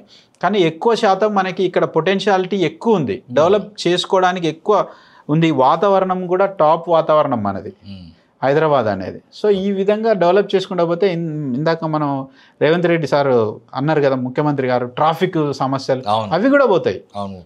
ఒకటి హైరైజ్ అపార్ట్మెంట్లకు ఇవ్వాల్సిన అవసరం లేదు, అన్ని ఏరియాలు స్ప్రెడ్ అవుతుంది. కన్స్ట్రక్షన్స్ అనేది అన్ని ఏరియాలకు స్ప్రెడ్ అయ్యి, అన్ని ఏరియాలలో ఎంప్లాయ్మెంట్ ఉందనుకోండి, ఒకటే దగ్గర ఎందుకు ఉంటారు వాళ్ళు? ఆ ఏరియాకి వెళ్ళిపోతారు. ఇప్పుడు అందరు గచ్చిబౌలిలోనే ఉండాలని చూస్తారు, అందుకంటే అక్కడ హైరైజ్ అపార్ట్మెంట్లు అక్కడే 100 కోట్లు ఎకరము అక్కడ అయింది. అదే కింద స్ప్రెడ్ అయ్యి అదే ఎంప్లాయ్మెంట్ ఈ ఏరియాకి వచ్చింది అనుకోండి, ఈస్ట్ సైడ్ కానీ దాని తర్వాత నార్త్ సైడ్ లేకుంటే ఇంకా వేరే ఏరియాకి వచ్చింది అనుకోండి, సౌత్ సైడ్ ఇప్పుడు వచ్చింది అనుకోండి, అక్కడ వచ్చి ఉండడానికి ట్రై చేస్తారు. మీరు చెప్తుంటే కొంచెం పాజిటివ్ వైబ్స్ వస్తున్నాయి హైదరాబాద్ మీద కానీ రియల్ ఎస్టేట్ మీద కానీ. బట్ చాలామంది ఈ మధ్యకాలంలో ఒక 1-2 years నుండి, అంటే బిఫోర్ ద ఎలక్షన్స్ 6 నెలలు, ఆఫ్టర్ ద ఎలక్షన్స్ 6 నెలలు ఒక స్తబ్దత అయితే ఉంటుంది కదా రియల్ ఎస్టేట్లో. 100%. సో ఈ టైంలో ఏమన్నారనంటే హైదరాబాద్ రియల్ ఎస్టేట్ ఆల్మోస్ట్ కుప్పకూలింది, ఆ రియల్ ఎస్టేట్ బబుల్ పగిలిపోయింది అని అంటున్నారు. ఎంతవరకు వస్తుంది సార్ అది? సార్, బబుల్ అనే మాటే wrong first. Okay, number 1 point. Hyderabad అనేది బబుల్ కాదు. ఇప్పుడు హైదరాబాద్ అనేది అఫోర్డబుల్ సిటీ, డెఫినెట్గా అఫోర్డబుల్ సిటీ. ఈ రోజున ఇంకోటి ఏంటంటే హైదరాబాద్లో ఉన్నందుకు మనము ప్రౌడ్గా ఫీల్ అవ్వాలి. ఒక హైదరాబాదీ అని చెప్పుకోవడానికి చాలా ప్రౌడ్గా ఫీల్ అవ్వాలి. ఓకే, ప్రతి ఒక్కరి డ్రీమ్ హైదరాబాద్లో కన్స్ట్రక్షన్ చేసుకోవడం, ఒక ఇల్లు కానీ ఒక అపార్ట్మెంట్ కానీ అతని లెవెల్కి తగ్గట్టు, లేదంటే అట్లీస్ట్ ఒక ప్లాట్ కానీ దూరమైన వెళ్ళి ఒక ప్లాట్ కానీ అనేది ఒక డ్రీమ్. ఓకే, ఇప్పుడు కొంత ఇందాక చెప్పాను హైడ్రా ఇది వచ్చింది, దానివల్ల ఏమైంది కొంత wrong information out side Hyderabad వెళ్ళింది. ఇప్పుడు ఫార్మాసిటీని తీసేసి ఆ స్టేట్మెంట్ రావడం వల్ల ఇంకొక రకమైన మిస్ఇన్ఫర్మేషన్ వెళ్ళి స్ప్రెడ్ అయింది, బాగా స్ప్రెడ్ అయింది. సో దానివల్ల కొన్ని రోజులు ఏదైతే ఫ్యూచర్ సిటీ అని అనౌన్స్మెంట్స్ వచ్చేదాకా కూడా మొత్తం అంతా ఒక రకంగా పడుకుంది హైదరాబాద్ రియల్ ఎస్టేట్. అది అంతా 6 months ఆ పీరియడ్. దాని తర్వాత ఎప్పుడైతే గవర్నమెంట్ డెవలప్మెంట్ చేసుకుంటూ పోతుంది, గవర్నమెంట్ అనౌన్స్మెంట్ చేస్తుంది, 1,70,000 కోట్ల రూపాయలు ఇన్వెస్ట్మెంట్స్ తీసుకొచ్చారు లాస్ట్ టైం. రేవంత్ రెడ్డి గారే పోయి మన సీఎం పోయి ఇన్వెస్ట్మెంట్ తీసుకున్నారు. దాని తర్వాత స్టెప్ బై స్టెప్ ఫ్యూచర్ సిటీని డెవలప్ చేయడానికి స్టేట్మెంట్స్ ఇస్తున్నారు, ఇంకా రకరకాల డెవలప్మెంట్ చేయడానికి ట్రై చేస్తున్నారు. సో ఇవన్నీ ఇంప్లిమెంట్ కావడానికి ఇట్ విల్ టేక్ టైం. కొత్త government it will take time. వాళ్ళు ఇంప్లిమెంట్ చేస్తూ వెళ్తారు. వెళ్ళినప్పుడు చిన్నగా నమ్మకం అనేది స్టార్ట్ అవుతుంది. ఇప్పుడు హైడ్రా స్టార్టింగ్లో బాగా హైలైట్ చేసింది. ఇప్పుడు ఎవరైనా హైడ్రా ఇది గులగొట్టింది అది గులగొట్టింది అనే న్యూస్లు వస్తున్నాయి, రావట్లేదు. అది ఇనిషియల్గా ఏదైనా కొత్తది అలవాటు కావాలి. సో ఇప్పుడుకి చేస్తున్నారు వాళ్ళు, ఇప్పుడు డిమాలిష్ చేస్తున్నారు. రాంగ్ అంటే అన్అప్రూవ్డ్ లేఅవుట్స్ కావచ్చు, అన్అప్రూవ్డ్ కన్స్ట్రక్షన్స్, FTL, బఫ్ ఏదైతే మిస్టేక్ జరుగుతున్నాయో వాటి అన్నిటిని సరి చేసుకుంటూ పోతూనే ఉన్నారు. వాళ్ళ వేలో వాళ్ళు వెళ్తున్నారు. ఇంకా చాలామంది పోయి హైడ్రా పోలీస్ స్టేషన్లో కంప్లైంట్ ఇస్తున్నారు. ఇప్పుడు మీ పక్కన పార్కులో కూడా కొంతమంది కబ్జా చేసి ఇల్లు కడుతున్నారు, తీసుకుపోయి హైడ్రా కంప్లైంట్ ఇస్తే నెక్స్ట్ డే వచ్చి దాన్ని గులగొడతారు. ఇంతకుముందు ఆ పరిస్థితి ఉందా? లేదు. ఇది మంచిదే కదా, మంచి పరిణామం.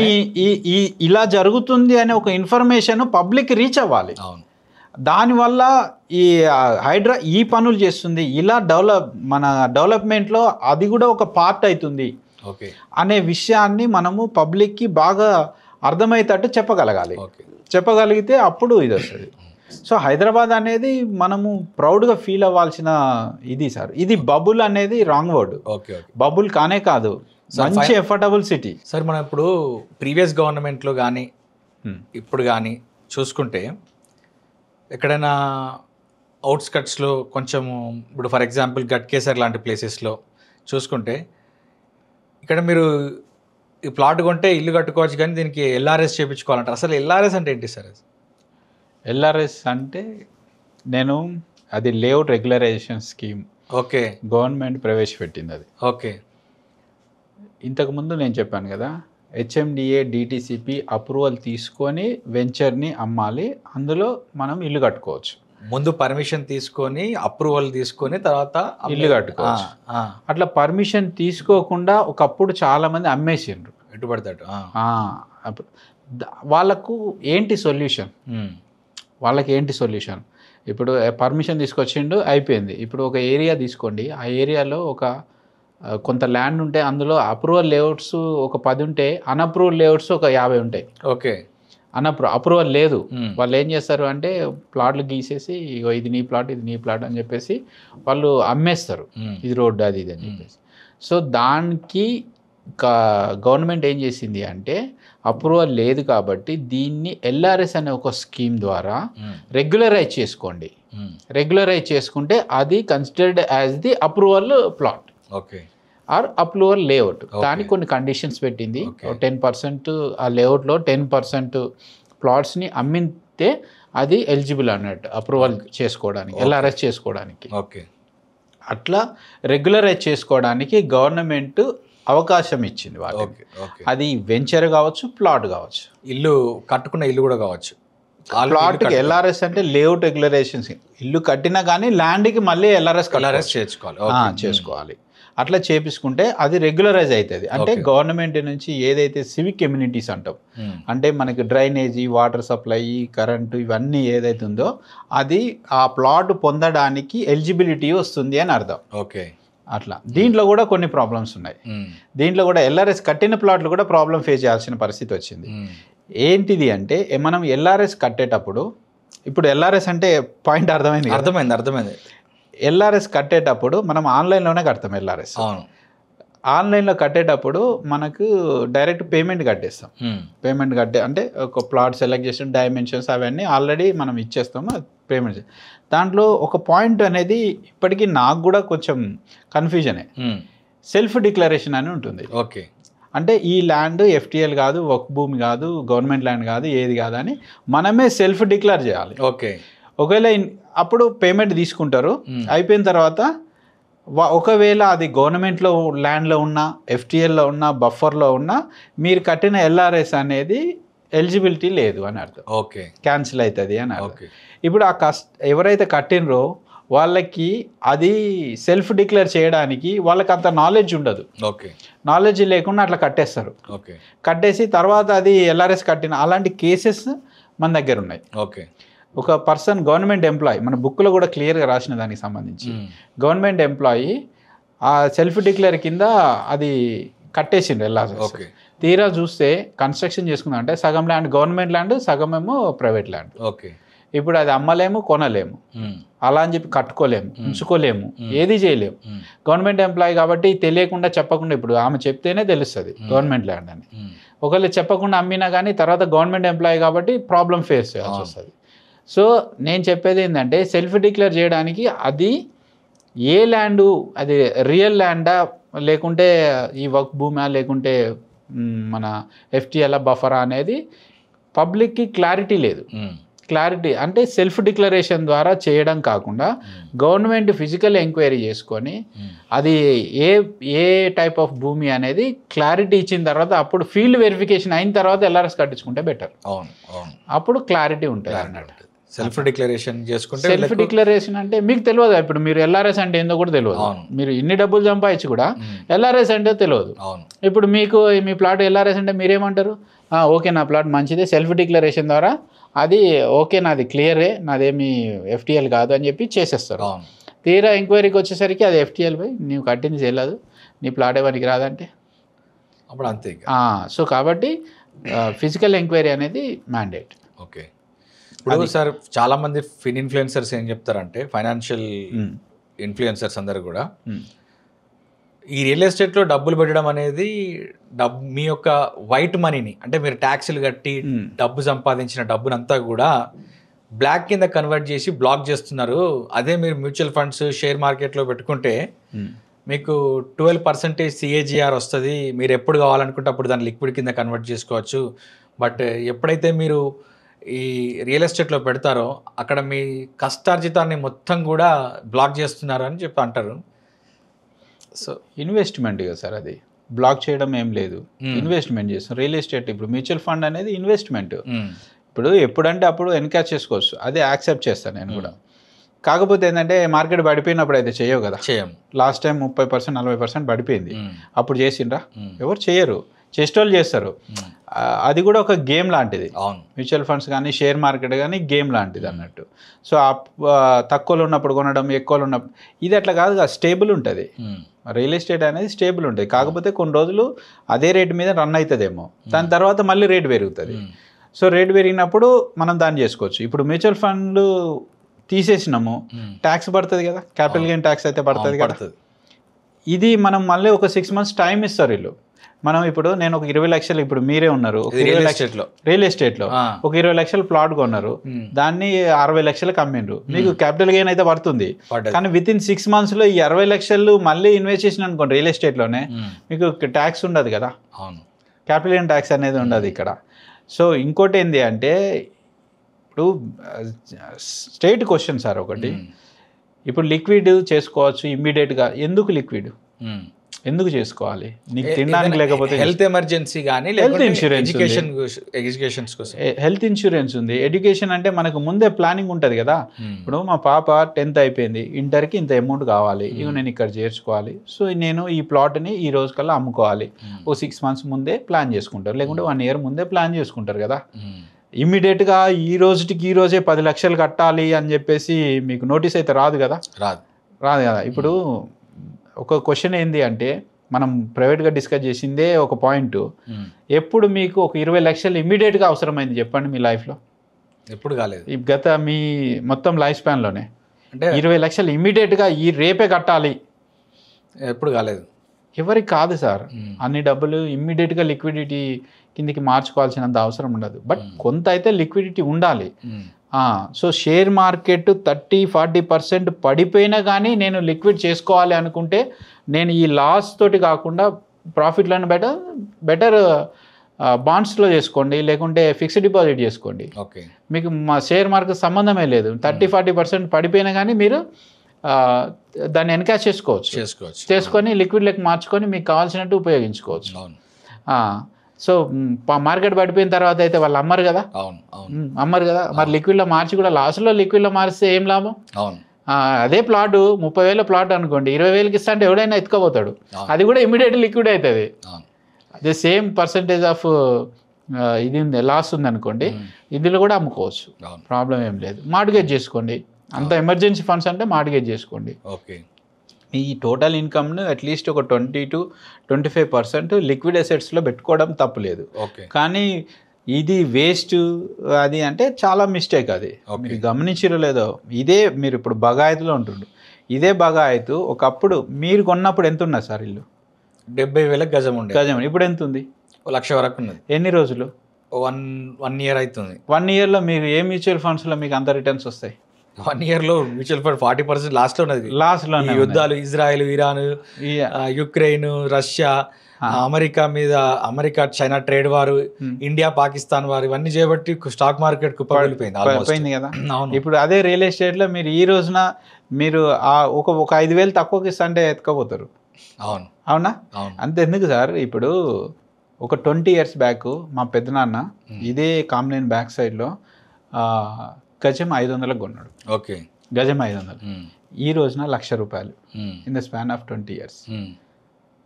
ఏ మ్యూచువల్ అంటే ఎన్ని టైమ్స్ పెరిగింది? ₹1,00,000 ఎక్కడ, 500 ఎక్కడ? ఎన్ని ఏ మ్యూచువల్ ఫండ్స్లో కాంపౌండింగ్ ఇంట్రెస్ట్లో చేస్తే 20 సంవత్సరాలలో అంత అవుతుంది? అవ్వదు కదా. సో అన్ని టైమ్స్ రియల్ ఎస్టేట్, ఇప్పుడు రియల్ ఎస్టేట్ అనేది ఎక్స్పాండ్ అవుతుంది. ఇప్పుడు సిటీ కూడా ఎక్స్పాండ్ ఎట్లా అవుతుందో రియల్ ఎస్టేట్ కూడా ఆ విధంగా పెరుగుకుంటూ వెళ్తుంది. ఒక పోను మీరు స్టార్టింగ్లో చెప్పినట్టు భూమి అనేది దొరకదు, భూమి అనేది లిమిటెడ్ కదా. సో ఏ రోజుకైనా దానికి వాల్యూయే. కాకపోతే ఏంటంటే నేను ఈ రోజు పెట్టినా నెక్స్ట్ ఇయర్కే నాకు యూజ్ లెవెల్లో రిటర్న్స్ రావాలి, డబుల్ అయిపోవాలి, ట్రిపుల్ అయిపోవాలి, అలాంటి కాకుండా ఒక స్టేబుల్గా ఉండాలి. నా ఇన్వెస్ట్మెంట్ ఒక 5 yearsలో ఇంత రావాలి, 10 years ఇంత రావాలి, 15 years ఇంత రావాలి, ఈ విధమైన క్యాలిక్యులేషన్ పెట్టుకుంటే డెఫినెట్గా వస్తుంది. అంత రిటర్న్స్ ఖచ్చితంగా వస్తుంది. రియల్ ఎస్టేట్ అనేది చాలా మంచి ఇన్వెస్ట్మెంట్ ఆప్షన్. అది జనాలకు ఇప్పుడు రియల్ ఎస్టేట్ మీద అవగాహన వచ్చి, ఇప్పుడు యూట్యూబ్ వీడియోస్ కానీ ఇంత ఇంటర్నెట్ ఫెసిలిటీ వచ్చిన తర్వాత సోషల్ మీడియాలో నేర్చుకుంటున్నారు. కానీ చాలా సంవత్సరాల క్రితం శోభన్ బాబు గారు చనిపోక ముందుకు ఒక ఇంటర్వ్యూలో చెప్పారు ఆయన, మీ దగ్గర డబ్బులుంటే ల్యాండ్స్ మీద ఇన్వెస్ట్ చేయండి, ఎందుకనంటే మనుషుల జనాభా పెరుగుతుంది కానీ ల్యాండ్ అనేది పెరగదు, తగ్గుకుంటూ వస్తుంది, దీనికి వాల్యూ పెరుగుతుంది అని చెప్పి ఆయన చెప్పారు. అదే మురళీమోహన్ గారు ఫాలో అయ్యారు, జయభేరి సంస్థ. చాలా మంది ఆయన మురళీమోహన్ గారు ఎన్నో ఇంటర్వ్యూలలో చెప్పిండు, అది ఫాలో అయ్యి ఎంతో మంది బాగుపడ్డారు రియల్ ఎస్టేట్లో ఇన్వెస్ట్ చేసి. సార్ రియల్ ఎస్టేట్లో ఇన్వెస్ట్ చేసి దాన్ని స్టాటిక్గా అట్లనే ఉంచాల్సిన అవసరం లేదు, దాని మీద కూడా ఇన్కమ్ జనరేట్ చేయొచ్చు. కమర్షియల్ ప్రాపర్టీస్ల మీద ఇన్వెస్ట్ చేయొచ్చు. ఇప్పుడు ఒక చిన్న ఎగ్జాంపుల్ చెప్తా చూడండి. మా ఫ్రెండ్ ఒక అతను కమర్షియల్ స్పేస్ తీసుకున్నాడు, ఇక్కడ మన గచ్చిబౌలిలో కమర్షియల్ స్పేస్ తీసుకొని కమర్షియల్ స్పేస్లో అతను ఒక ఆఫీసు అట్మాస్ఫియర్ని క్రియేట్ చేసిండు, మొత్తం ఇంటీరియర్ చేసి మల్టిపుల్ పీపుల్కి రెంట్కి ఇచ్చిండు. మల్టిపుల్ పీపుల్కి రెంట్కి ఇచ్చిండు. ఇప్పుడు మనమే ఉన్నాము, ఫర్ ఎగ్జాంపుల్ మనం డిఫరెంట్ ఏరియాస్లో డిఫరెంట్ క్లయింట్స్ ఉంటారు, వాళ్ళని కలవాలన్నప్పుడు మనం ఏం చేస్తాము, అతను ఏం చేస్తాడు, టైం బేస్డ్ మీద రెంట్కి ఇచ్చిండు. టైం బేస్డ్ అంటే మార్నింగ్ నుంచి ఆఫ్టర్నూన్ వరకు ఒకళ్ళకి రెంట్కి ఇచ్చిండు, సేమ్ ఆఫ్టర్నూన్ నుంచి ఈవినింగ్ వరకు ఒకళ్ళకి, నైట్ కాల్ సెంటర్ వాళ్ళకి, అట్లా దాన్ని డిజైన్ చేసి రెంట్కి ఇచ్చి ఇన్కమ్ జనరేట్ చేసిండు. మల్టిపుల్ ఇన్కమ్ ఒకటే దాన్ని అట్లా జనరేట్ చేసిండు. చెప్పండి. యాక్టర్ మాధవన్ ఉన్నాడు కదా, చెలి సఖి సినిమా యాక్టర్ మాధవన్ ఉన్నాడు కదా, ఆయనకి బాంబేలో బాంద్రా దగ్గర ఒక ఫ్లాట్ ఉన్నదంట. ఫ్లాట్ వాళ్ళ వైఫ్ అండ్ హస్బెండ్ ఉండడానికి అక్కడ కొన్నారు వాళ్ళు. కానీ ఆయన ఇప్పుడు దుబాయ్లో ఉంటున్నాడు. దీన్ని ఆయన రెంట్కి ఇస్తున్నాడు, 6.5 లక్షలు రెంట్ వస్తుందంట ఆయనకి. అది నిన్న న్యూస్లో వచ్చింది, ఎకనామిక్ టైమ్స్లో.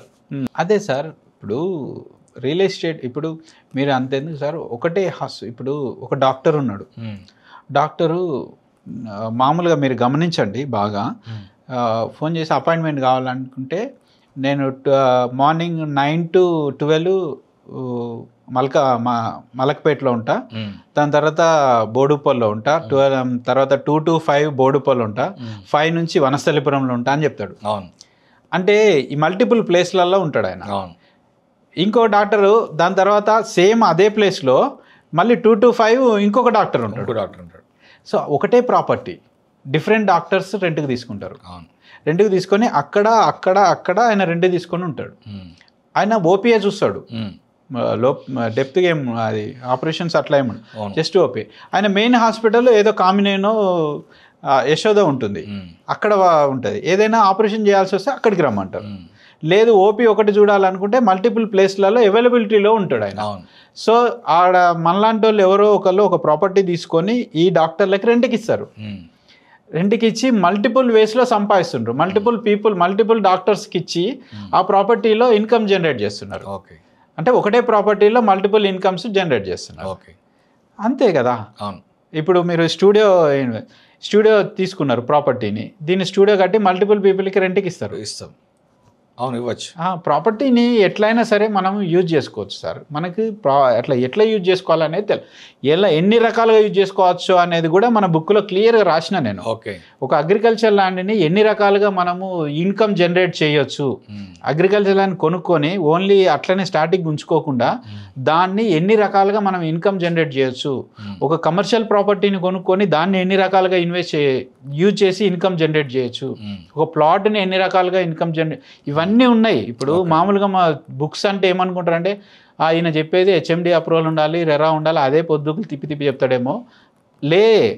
మనము దాంతో పాటు ఈ హెచ్ఎండి ఏంది ఈచ్ అండ్ ఎవ్రీథింగ్తో పాటు ఒక అగ్రికల్చర్ ల్యాండ్స్ని తీసుకొని ఎన్ని రకాలుగా మనం దాంతో ఇన్కమ్ జనరేట్ చేయొచ్చు, ఎన్ని రకాల ప్రాపర్టీస్ ఉన్నాయి, ఎన్ని టైప్స్ ఆఫ్ ప్రాపర్టీస్ ఉన్నాయి, అవన్నీ అందులో క్లియర్గా ఉంటుంది. ఓకే.